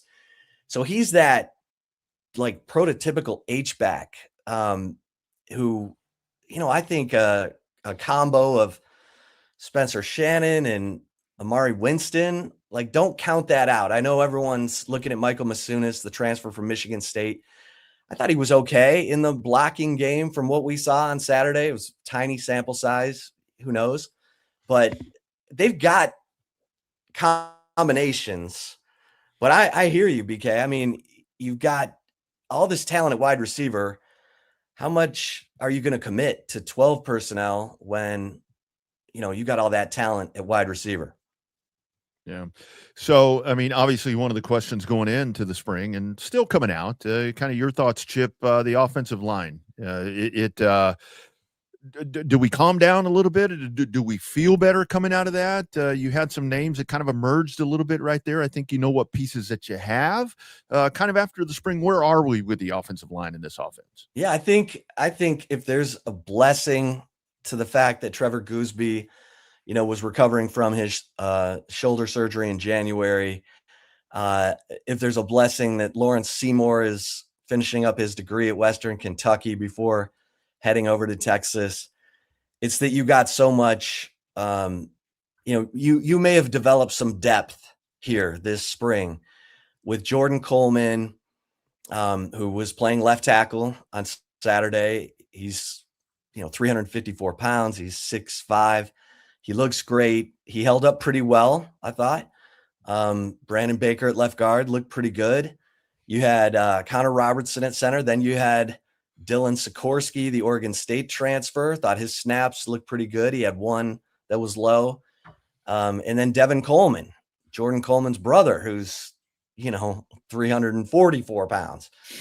And so I think you developed some depth. The key to the running game is going to be dependent on Connor Robertson, Brandon Baker, and if it's Lawrence Seymour, who I think they hope it is because he's a 6th-year guy, he's got tons of experience, that those three have to get together. I mean, they've got to develop their chemistry and cohesion, and that won't happen because Seymour won't get here until June. The hope is the guy's got so much experience, he knows how to develop that quickly. It's not like a first-time starter trying to figure it out with uncertainty. These are guys who've played a lot of football. So, I think it's got to be better than last year. It's got to be. So, yeah, I think you can feel more positive that the offensive line play will be better from the beginning of the season than it was for the first 8 games of last year. Yeah, and it's hard to be worse. Chip Brown of Horns247.com joining us here. Last football question for me, Chip, and I want to get your thoughts on what Sean Miller's putting together in the portal with Texas men's basketball. Derek Cooper, the freshman, like one of the stories of the spring for Texas. Now, the Longhorns obviously went out and got Raleek Brown and Hollywood Smothers. I think the expectation is that those are going to be your top 2 on the depth chart when we get to the fall. You talked about Jermaine Bishop earlier as like a freshman who's probably too good to leave off the field. Is Derek Cooper in that same boat, or do you think he's going to have a hard time getting significant snaps just because of the 2 guys that are ahead of him? Well, I think he's your short yardage guy.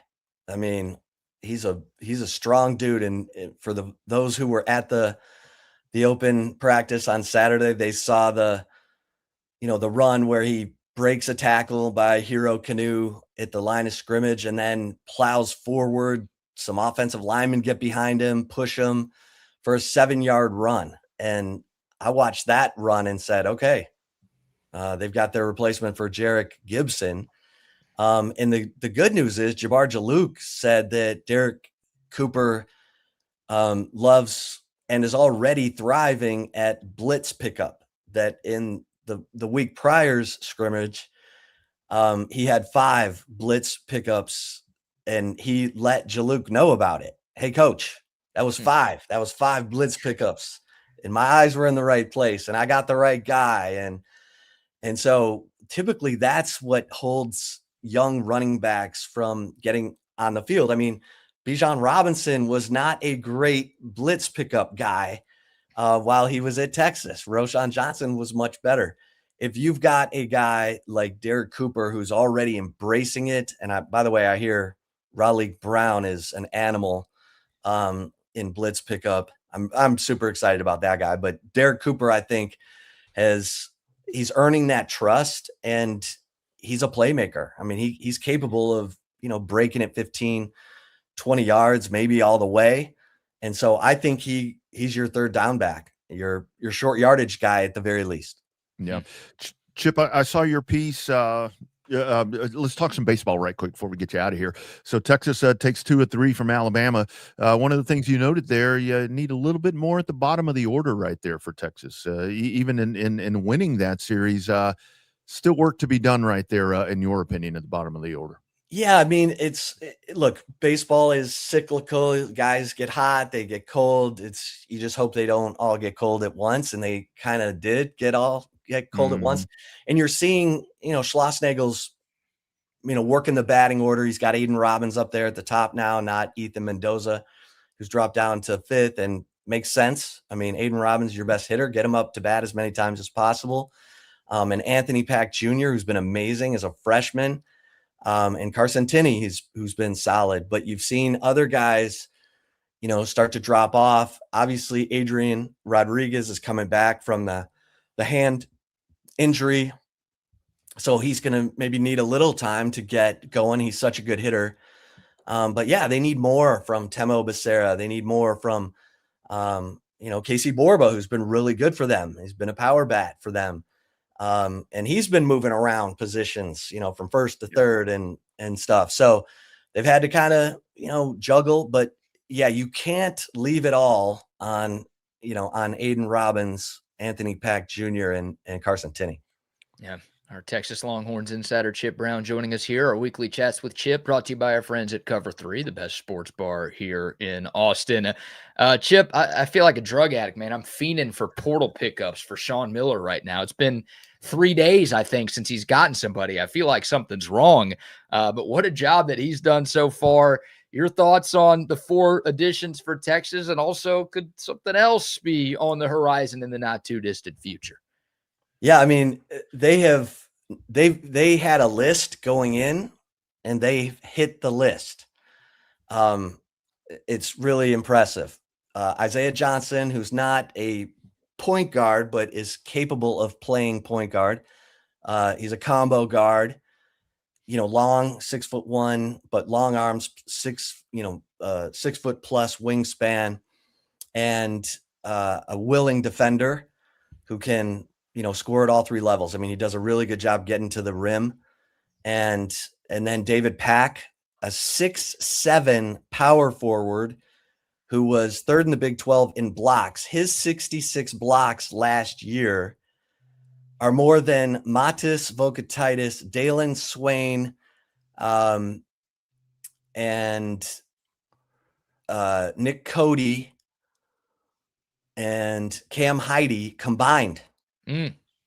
So he's 6'7". He plays bigger than that, and he loves contact. Like, he loves it. So, then you add in Amari Evans, 6'5", has a 6'10" wingspan, muscled up guy, 220, one of Rick Barnes' guys, just couldn't get on the floor enough with that talented Tennessee team, but is another, I was told, think Lou Dort, think Ron Artest, a big defensive perimeter wing who can also get you some buckets, but a guy you can put on the other team's best perimeter player, and you can also switch him 1 through 5. Like, he's capable. He, at one point when Texas was playing Tennessee last year, he was in the low post guarding Matis. I think Matis scored on that possession, but and then you bring in Elijah.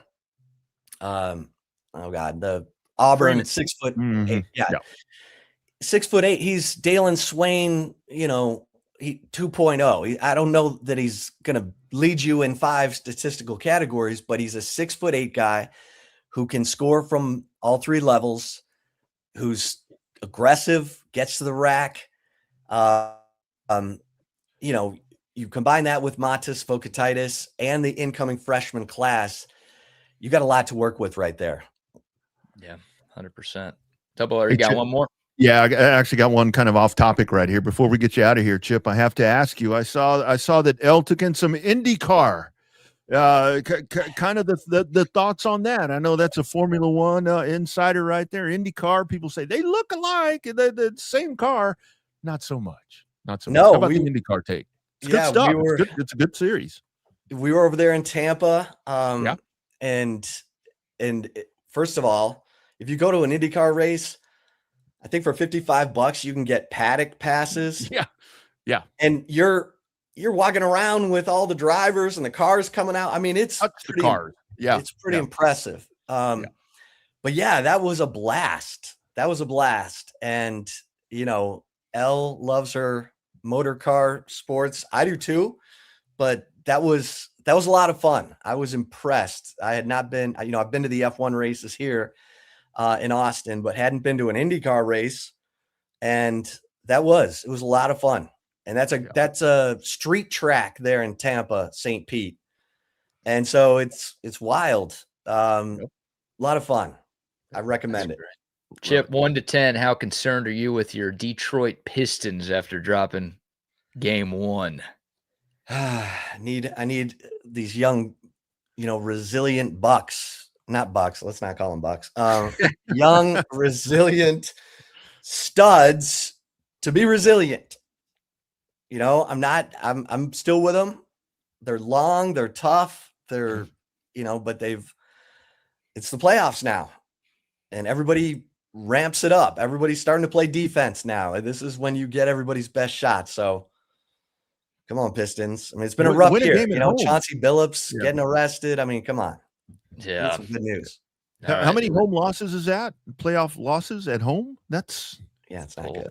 11 in a row. Longest streak in NBA history. Not good. All right, real last question, Chip. What's going on at horns247.com? Yeah, get over to horns247.com. You got myself, Eric Henry's all over the basketball scene. I've been all over the women's basketball scene even. David Eckert, one of the best baseball writers out there, has got you covered on Longhorns baseball. So, become an annual member at Horns 24/7. You get VIP access to all the team sites on the 24/7 Sports Network and a year subscription to Paramount Plus. So you don't have to pay for UFC pay-per-views. You get all those. You get all the international soccer. Come on.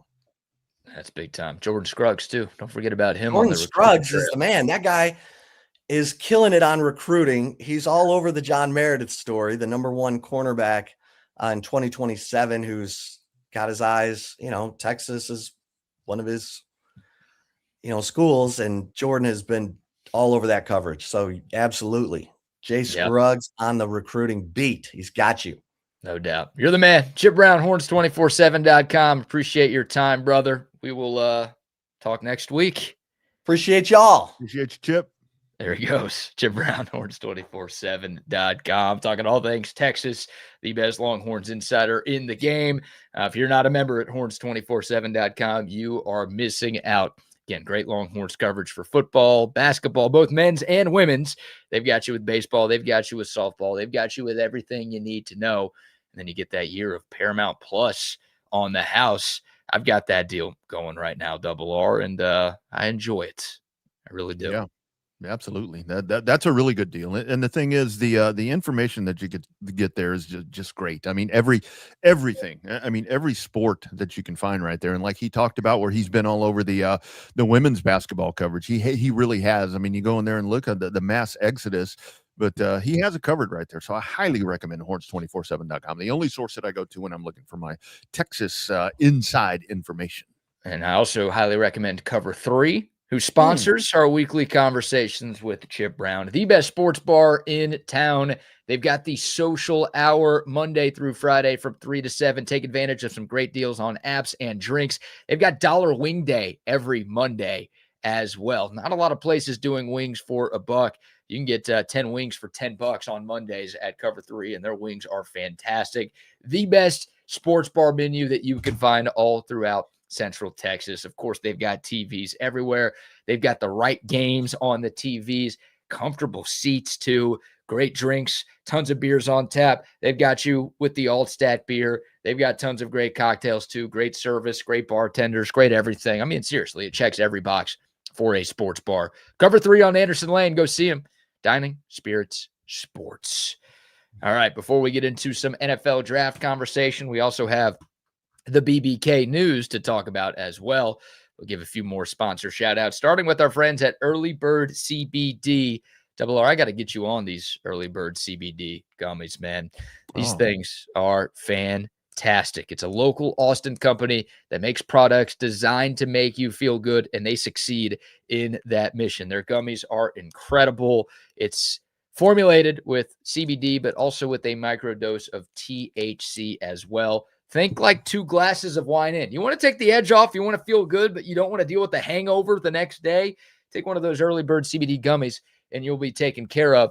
They've got a special 420 sale going on this week, where if you use the promo code 420, you're going to get 25% off of any order online at earlybirdcbd.com. Definitely check out the new drops that they have. Still need to give these a go. Super excited about them. Totally water soluble. So instead of the gummy, you could just drop one of these or a couple of these drops into sparkling water, into a soda, into a juice, into a ranch water, into whatever you're drinking, and you're going to get all of the great benefits of the Early Bird CBD just like that. Earlybirdcbd.com. Again, promo code 420 this week only to get 25% off. Also, some love to our friends at Qualis Roofing and Construction. If your home was hit by recent storms and something happened to your roof, or if you just want to make sure that your roof is okay, some of the crazy weather that we've had here in the Austin area, reach out to our friends at Qualis Roofing and Construction. Look, your insurance company recommends you get your roof inspected twice a year. Qualis is like, we like you. We don't like you that much. We don't need to come to your place twice a year. Just have us out once a year. We'll do it for free. We'll also buy you a free Longhorn t-shirt from Sue Patrick if you have us out to your place. And hey, if you need a roof replacement, they are the best at that as well. Residential projects, commercial projects, they do it all. They've got a team here in Central Texas. They've got a team in North Texas. They've got more than 700 five-star reviews online. They're not a fly-by-night company. They've been around, and they are going to stay around. And again, they do the best work possible. Call them or go online to schedule your free roof inspection. QualisGC.com. That's their website. Their phone number, 512-257-0033. No pressure, no gimmicks. And again, a free Longhorn t-shirt just for having them out for a free inspection. There's no better deal than that. It's Qualis Roofing and Construction. And this is where you have to be proactive with that, because with all the weather that we've had around here, I saw them yesterday. When I got back home yesterday, there's people already walking around, going door knocking. They're hanging those things on your doors and all that. And don't fall for the best deal when it comes to that roofing thing, because odds are it's like anything else. If it's too good to be true, it probably is. Trust somebody like Qualis. Absolutely. They're the best. Yeah, don't fall for a guy who just has like a rinky-dink pickup truck. It's like, no, this dude just wants to take your money. You want Qualis. They are the most trusted name in roofing across the state of Texas. And they won't mess around. They do the job right every time. Yeah. So a dude driving through the neighborhood in a Chevy Love pickup yesterday. I'm like, that must be a roofer. That's a roofer right there. Oh, it's got to be right there. You might see dudes driving around in Altimas pretending like they're roofers. Just, hey, give me $100 and I'll inspect your roof real quick. And then you hear them drive off as fast as they possibly can. Yeah, you've got some of that. 'Tis the season here in the springtime in Central Texas. April showers bring May flowers. It also brings fake roofers to your place. So call the best, Qualis Roofing and Construction. All right, Double R. We are 1 day away from the NFL draft. The Vegas Raiders are on the clock. I don't expect there to be any surprise at the top. They're going with Fernando Mendoza, the quarterback out of Indiana. Of course, the reigning Heisman winner and the reigning national championship quarterback. But after that, all bets are off. The Jets at number 2. Could they take Arvell Reese out of Ohio State? Could they take David Bailey, the edge, out of Texas Tech? Feels like those are the two guys they're deciding between. And obviously, whatever pick that they make is totally going to figure out, or I should impact the rest of the draft. That's the word I was looking for. Not sure why it took me so long to get there. Before we go back to the top of the draft, though, I'm going to focus on the Dallas Cowboys. You're a Cowboys fan. Dallas, obviously, with 2 picks tomorrow at number 12 and at number 20 by way of the Micah Parsons trade. We'll be optimistic here, and we'll start with best case scenario for the Cowboys. What is the best case scenario for the Dallas Cowboys on night 1 of the NFL draft? Whether it's a player, whether it's a trade that they make, whether it's something else, in your mind, best case scenario for Jerry Jones and company tomorrow night. So do I discount that an offensive lineman is going to be the number 1 pick or their first pick? Let's take, if not an offensive lineman, and this is a dude that I've had circled. I mean, because the needs are on the defense. I mean, you need a linebacker, you need secondary. I mean, you need edge. I mean, there's a lot that you need on the defensive side, and you have the ability to go chase it. I have been shouting from the rooftops for them to somehow figure out a way to get Caleb Downs in as their pick. I think that they may have to move up a couple of spots, but a lot of different things that I've seen have the Cowboys moving down. And I was actually, and this would be a very much Dallas Cowboy move that I think it was yahoo.com this morning where they had their mock draft that was out. And it had the Cowboys at 12 going with Jermod McCoy, the cornerback from Tennessee, who was out last year with an ACL tear. But Jerry Jones kind of looking at the potential of this guy, which Jerry Jones doesn't think about red flags. Jerry Jones doesn't think about that. He thinks of it as a steal. I hope that doesn't happen. I mean, I'd love the Caleb Downs move, but I just don't think that they go that direction. It's all on the defensive side is where you need to make these moves right now. Right. I think if Caleb Downs is there at 12, they're going to take him. Right. Like that's best case scenario for me, whether it's Caleb Downs or Sonny Styles or Mansour Delane, who's the cornerback out of LSU, who's kind of the consensus number one corner in this class. If one of those three guys falls to number 12, then Dallas will be very, very happy. And Bucky and I had Nick Harris, our old friend who covers the Cowboys from the Fort Worth Star-Telegram. He came on the show yesterday and he basically said the same thing. Like they love those Ohio State guys and they need a corner. So if Delane is available with their first selection, they're going to snag him. I don't see a scenario where two of those three guys are available.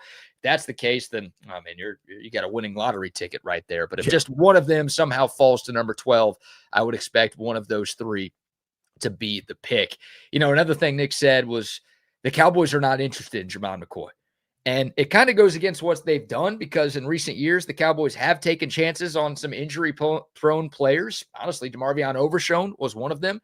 He's been very good when he's played, but he hasn't played very much. You know, last year the Cowboys drafted Siobhan Revelle in the 3rd round out of East Carolina, another guy who suffered an injury to his knee in his final year of his college career.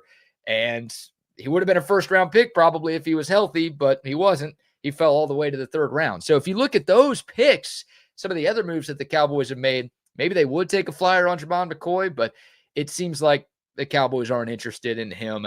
I don't think they're the only team. There's some serious concern that there's some lingering issues with that knee, that it's not just your run-of-the-mill ACL tear where the guy's guaranteed to bounce back and be the same player he was pre-injury. I don't think Jermon McCoy is going to be in play for the Cowboys at 12 or at pick 20. And I'm not sure Double R if he even goes in the 1st round. Because, again, I don't think it's just the Cowboys who are a little nervous about his health right now. I think there are a number of teams that don't want to take any chances there. Yeah, and I definitely hope that is the mindset in that building right now, and I think where we all gravitate as Cowboy fans, where I go to the worst case scenario right there, to where Jerry and Steven and all of them. I mean, this is where I think that I'm glad that Will McClay is in the building, because that kind of can be the guy that kind of rights a ship a little bit. And he's like, hold on, you know, let's be realistic about this. So yeah, but you definitely need to be focused on defense, and you have the number 20 pick. And I mean, I like the Messidor name thrown out there as the other edge on the other side. I mean, or Ruben Bain there from Miami. Yeah. I mean, I think somehow if Ruben Bain is sitting there at number 12, you go and you grab that. But I think you kind of take care of that in those first 2 picks right there, and just continue to stay on the defensive side, because you do have kind of like we talk about with Texas, where one side of the ball seems to be really solidified. Again, all the questions that you have for the Cowboys are on the defensive side. So go out and utilize this draft and continue to do what you've done, because I think they do a good job to where they find role players kind of piecemeal themselves into the lineup. They did this last year for a while, where they went and found guys that were able to contribute. But go get these young dudes that you can develop and make them part of the long-term plan right there on your defense. Yeah, I don't know if it's about development. I mean, look, I want them to be long-term guys, but you need to find 2 starters on defense tomorrow night. It's as simple as that. When you're drafting in the top 20, you need to find starting caliber players there. And just one isn't going to be enough for Dallas. And I don't think the Cowboys are going to trade up. The only scenario, and I don't think this is going to happen for the record, but the only scenario where the Cowboys would trade up is if they still end up taking 2 players in the 1st round. They're not going to give up 12 and 20 for just one player. It doesn't make sense. It goes against what Jerry Jones said after the Micah Parsons trade, but it also goes against the way the Cowboys have drafted. And I know they're typically pretty unpredictable with Jerry Jones, whatever, but Dallas hasn't traded up in the 1st round since 2012, when they went way up to get Morris Claiborne. And that didn't work at all. So like Jerry Jones has clearly been a little scarred from that experience. And I just don't think it's going to happen this year. So I think it's more likely that the Cowboys trade down from 20 than they trade up from 12. And again, I think the goal, the objective for Dallas is find 2 defensive players tomorrow. Worst case scenario, as we kind of shift to that, they draft a wide receiver. Like there are a lot of mocks, not the majority or anything like that, but enough to where it's like a little concerning that have the Cowboys taking a wide receiver at pick 12. whether it's Jordan Tyson out of Arizona State or Lemon out of USC. Can't imagine Carnell Tate from Ohio State falls all the way down there. But some receiver with that first pick, what are you doing if you're the Cowboys? Why would you do that? Now, the only way that would happen is if there's a huge run on defensive players, but still take another defensive player or trade down. You don't need a wide receiver. You've got CeeDee Lamb. You still have George Pickens, who's on the franchise tag for this year. You've got enough pieces there. It just would not make any sense to spend that premium of a draft pick on a wide receiver. That, to me, would be a disastrous decision for the Cowboys. This is where you hope that at the Star, that in Frisco, that they've had these conversations, because I think some of that conversation probably comes from the fact that with Pickens playing on the tag, that you're maybe going to get the unmotivated George Pickens, what essentially got him out of the last spot that he was at. Last year he comes in and opposite, CeeDee Lamb there, and the dude's on a mission to prove his value, and he did. I mean, the dude was exceptional.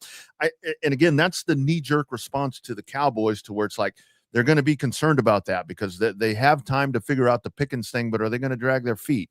Which, by the way, great job, Dallas, getting your MVP signed with the kicker, because that dude, you needed to get that taken care of. Great job right there, Jerry Jones. But yes, you can't go down that road of taking a wide receiver. You have to address the elephant in the room. That defense is horrible. And you've got a new defensive coordinator that's coming in with a totally new mindset, it seems like to me. So you've got that dude. Bring that dude in. Let him get his young players right here that you say, they need to contribute right now. I'm not looking 2 years down the road. There is no depth that we talk about with Texas. There are lagging holes in this defense that you have to fix, and they are linebacker, edge, secondary, all of that. This is a defensive draft right here for the Dallas Cowboys. Yeah, look, if you want to go wide receiver, then you take them on day 2 or day 3, but don't be spending one of your first-round picks. And I'm curious to see if the Cowboys want to trade down from 20, because right now Dallas does not have a pick in the second round. They're going to have to go from 20 to, I believe, 92 before making their next selection. So could they trade down from 20, maybe into the late first round, or pick up an early second plus an extra third? I don't know. I think that could be on the table, especially considering this is not a super loaded first round. But everybody, I think, is going to try to trade down tomorrow. Yeah. I don't think the Jets want to. The Raiders definitely don't want to at 1. I don't think the Jets want to at 2. But starting with Arizona at 3, I think pretty much every team is accepting offers at that point, or at least fielding offers at that point. They're not going to accept anything if it's not good. But the phone lines will be open starting at pick 3. So Dallas might want to trade down, but so does everybody else, and it takes 2 to tango. I just don't know if there's going to be a bunch of teams looking to trade up in what is kind of regarded as a relatively weak class. Yeah. Now, the one thing that I will, if we can kind of shift over to the Texans, is I think that if you look at the needs of the Houston Texans, obviously in the offensive line, I mean, this is where, if you're the Texans, you're looking at this draft right here, and there are so many options for you. You're late in the first round.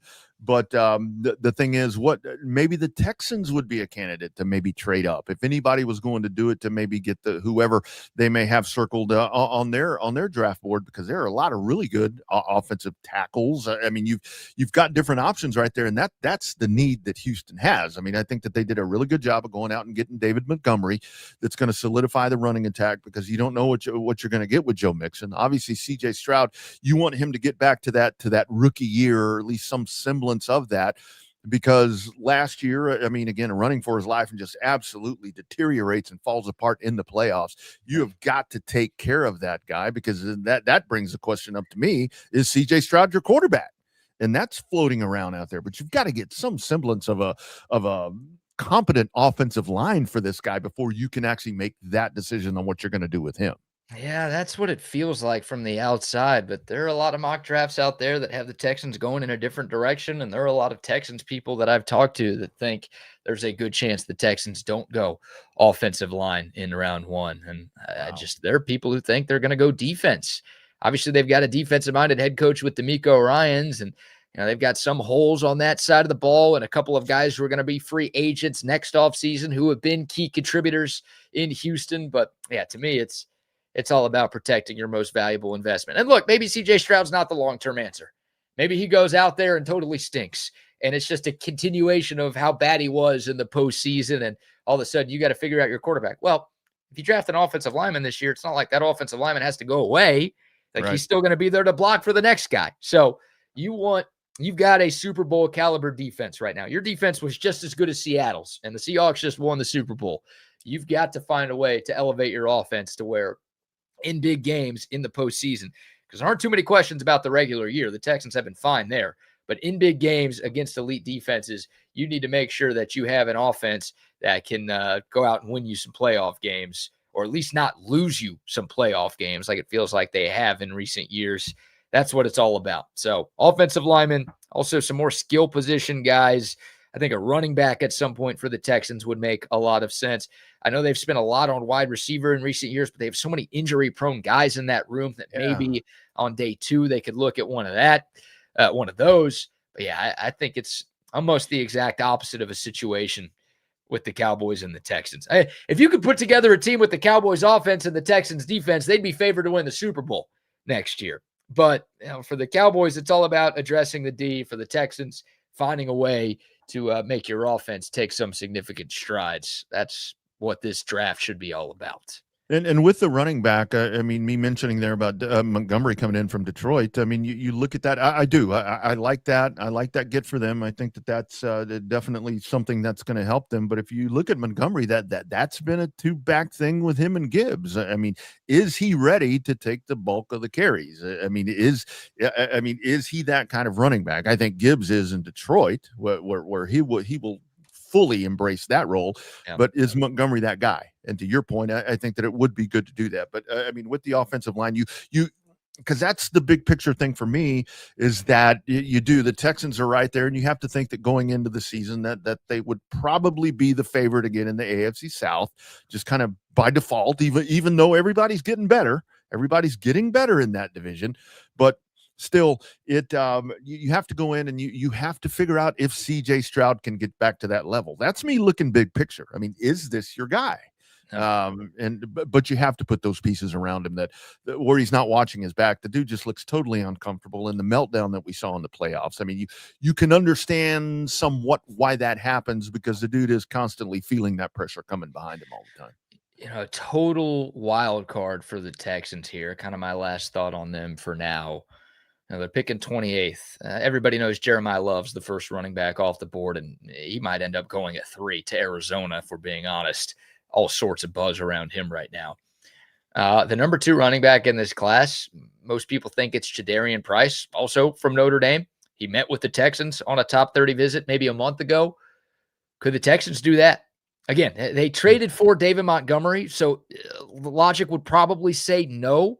But you're looking for ways to help your offense, bringing in an impact running back. I mean, David Montgomery's towards the backside of his career. He's in his late 20s as a running back. He might as well be 60 at that point. Yeah. Adding an impact piece, another weapon on offense to take some pressure off of CJ Stroud. The Texans did go out and bring in a couple of offensive linemen in free agency. So they might say, you know what, we trust the guys that we have enough. Let's just bring in another weapon for the offense. I don't think it's likely, but it wouldn't stun me if Jadarian Price is the Texan selection at pick number 28 tomorrow night. Yeah, and it could be. I mean, because what you really have to keep in mind right now is with that defense that we're talking about for the Texans, you have to maximize the opportunity that you have that unit in place right now. Because with the NFL becoming what it is now, I mean, football in general, college football as well, you've got a really good unit, and it's a very small amount of time that you're going to have them, because at some point that unit's going to begin to fall apart. You're going to have guys that aren't there any longer, so you have to take advantage of that time, and you have to build around the side that's lacking, which in this case is the offense. So that very well could be the point where that happens. I still think center is ultimately very important for the Texans, but they may go a different direction. I mean, when we talk about defense and we talk about teams trading back, when it comes to Texas Longhorns in the draft, I mean, Anthony Hill's kind of floating right there, where you talk about a dude, kind of sitting there at the early part of the second round, maybe could get his way into the first round. Anthony Hill to Houston. Holy moly. That's a white glove treatment right there going into there if you're Ant Hill. Oh, that's the dream scenario for him. And I just Anthony Hill's stock has plummeted for reasons I can't quite figure out. I don't know what that To is. where Yeah. it'd be a huge stunner if he goes in round one. But hey, Yeah. I'd love to be wrong on that. I'd love for him to end up in Houston or just anywhere tomorrow night. If he does go, it's going to be late, likely to a very good team and a very good situation. So that'd be nice. But yeah, I think we're going to have to wait until Friday before any Longhorn gets selected. All right, we'll get to the BBK news here in a moment. We've got some sound from Mike Vrabel. He has spoken for the first time since the Diana Rossini photos went viral. We'll let you hear from him, plus why today's not so bad. But real quick, a shout out to Relax the Back. I'm sitting in my Relax the Back chair today, as I do during each and every show. You always hear the Buck talk about his Relax the Back chair. We love them. It's not just chairs. They've got mattresses. They've got massage tools. They've got anything you need to make your back pain go away. Of course, the office chairs, they've got recliners as well. It's going to be the most comfortable place in your home. Upgrade at Relax the Back. 2 Austin area locations, one up north, kind of at that 183-360 split. The other in the Hill Country Galleria down south. You can do some online shopping as well at relaxtheback.com. And also some love to Gobundance, the Ride Project. Our guy, Matt King, who's going to join us very soon to talk about his training as he gets set for a 2,000-mile journey across the U.S. of A., starting the South Texas border and riding all the way up to Canada. Be a little easier if he was in a car driving, although that's still painful all the way across the country like that. But on a bike, and he's doing this to raise $1 million for communities all across the U.S. of A. It's a great cause. Matt is a great dude. If you want to be a part of this, therideproject.com for more information and to make a donation. All right. Let's get to the BBK news here to wrap things up on a Wednesday show.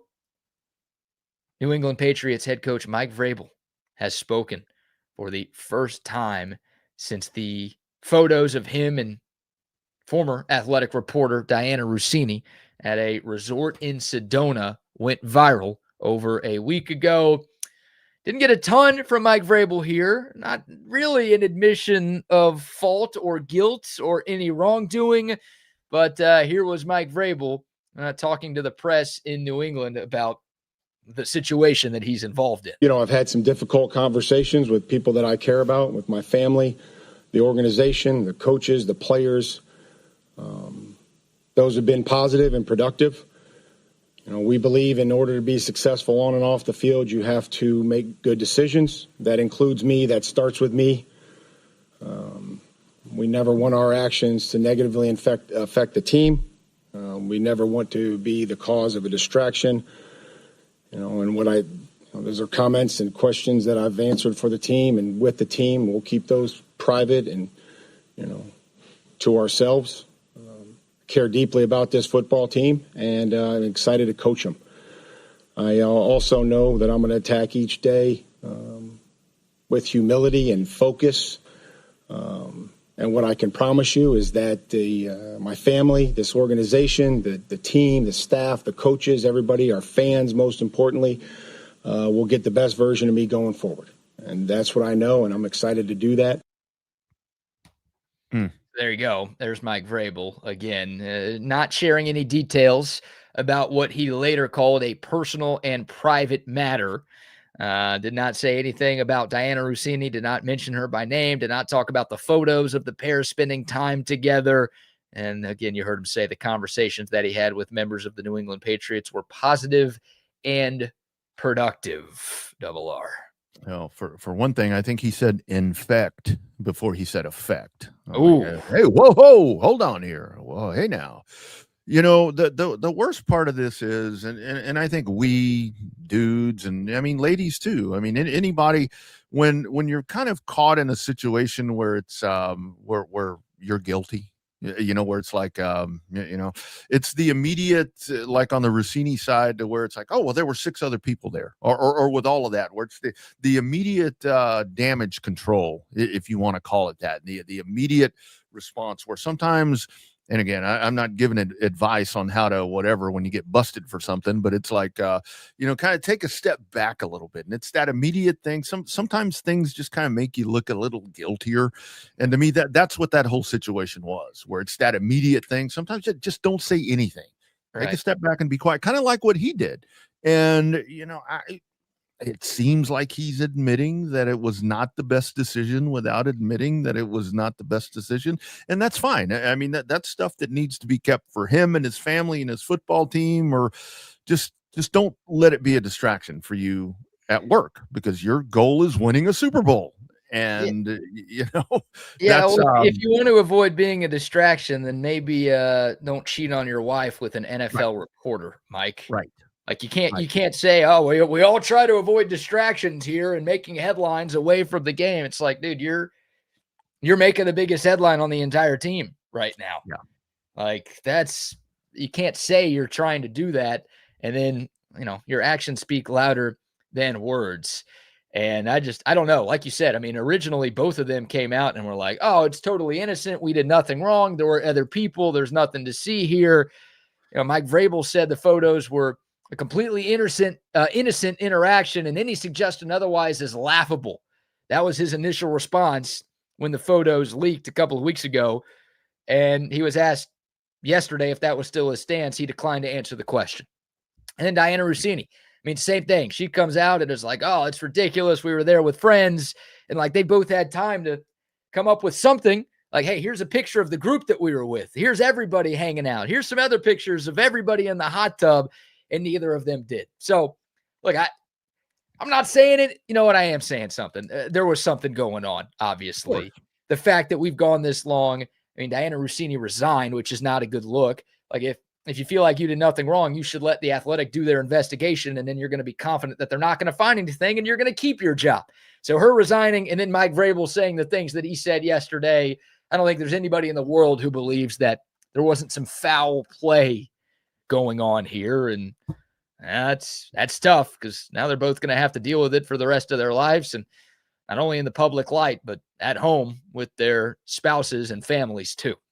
And that's where, I mean, that old thing that they say you can't fix stupid, that whole thing right there. Look, I'm not saying cheating, all that is horrible. But damn it, man, if you're going to do it, I mean, be a little smarter about that. That's just plain dumb, right? Yeah. I mean, sitting in a hot tub, holding hands, all that. Come on, at a place like that, I mean, you got to be smarter about that. Yeah, when you're famous, people are always when you're famous, people are always watching you. Like, those are two famous people, right? If it was just one famous person, it would be a big story. But you've got two incredibly known figures in the NFL, and we know how big and popular the NFL is nowadays. So, yeah, I mean, you shouldn't be doing it in the first place. I think that goes without saying. But if you are going to try something, maybe don't do that.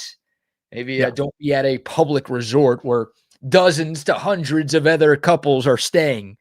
And, someone's going to – that's the head coach of the New England Patriots.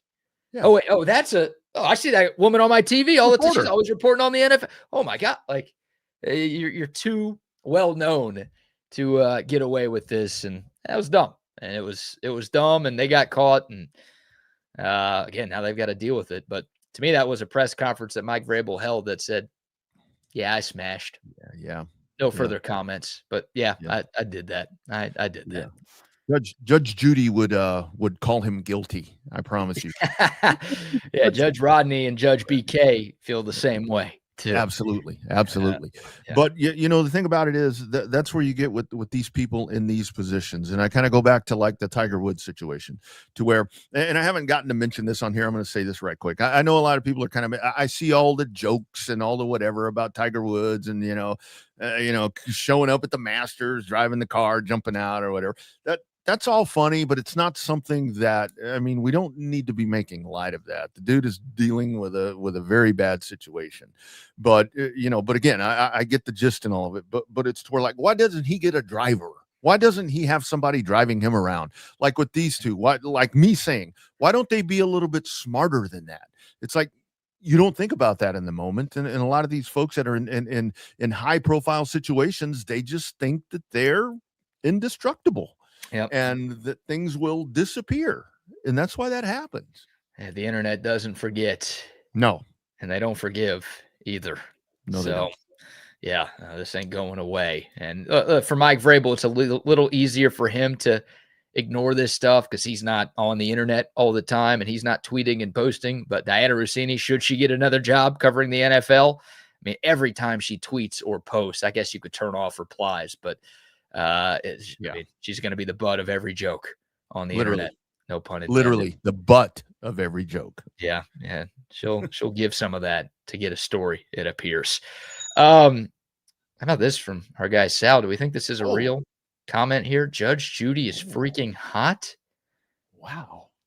I didn't see that one coming today. Is that a bit? Is that like an opinion that people have that Judge Judy's a good-looking woman? I mean, maybe, 15 years ago. I mean, I don't know. She's a hard ass, so I'll tell you. I watch her there, and so the way she talks to some of those people, it's like that's a dominatrix is Judge Judy. I wonder what Bucky thinks about because they're closer to the same age, right? So what does he think about Judge Judy? I'm tuning in for you to ask him that tomorrow. We'll save that. Yep. Real quick, why today's not so bad. It is Earth Day. Happy Earth Day to everybody out there. You got any plans to celebrate that? I could do a Bucky Godbolt and go stick my hand in Mother Earth when we're done here. I don't know. Maybe I'll go rake some leaves. I got leaves everywhere here after the storms in Williamson County, USA, America. Maybe I'll do that. Stick something else in Mother Earth too. And boom. Shout out to Mike Vrabel for that.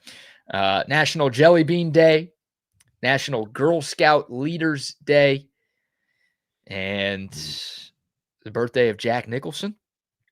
Birthday of the great Amber Heard. Lifetime Longhorn Jonathan Gray. Rashee Rice, be careful on the roads today. And Marshawn Lynch, beast mode, all celebrating birthdays today. Yeah, it's a good list right there. Yeah, Amber Heard. Some good stories with her and Johnny Depp, kids, if you want to get down a rabbit hole at some point today. Absolutely. And last but not least, why today is not so bad. On this day in 1945, in his underground bunker, Adolf Hitler finally acknowledged that Germany had lost World War II. After learning that Soviet forces had entered Berlin, he announced his plans to commit suicide shortly after. Well, at least Mike Vrabel didn't do that. He admitted that I think he lost. He's got Super Bowl aspirations. Yeah, at least he didn't kill tens of millions of people too. I think Adolf's crimes were a little worse than Vrabel's crimes, but maybe that's a subjective thought. Who knows? Absolutely. Who knows?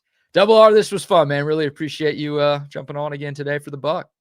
Always a pleasure, man. I'm here for load management, man. I'm Tony Romo. I'm that backup. I'll jump in whenever needed. There you go. I love it. Your end career Tony Romo, or maybe beginning of career Tony Romo.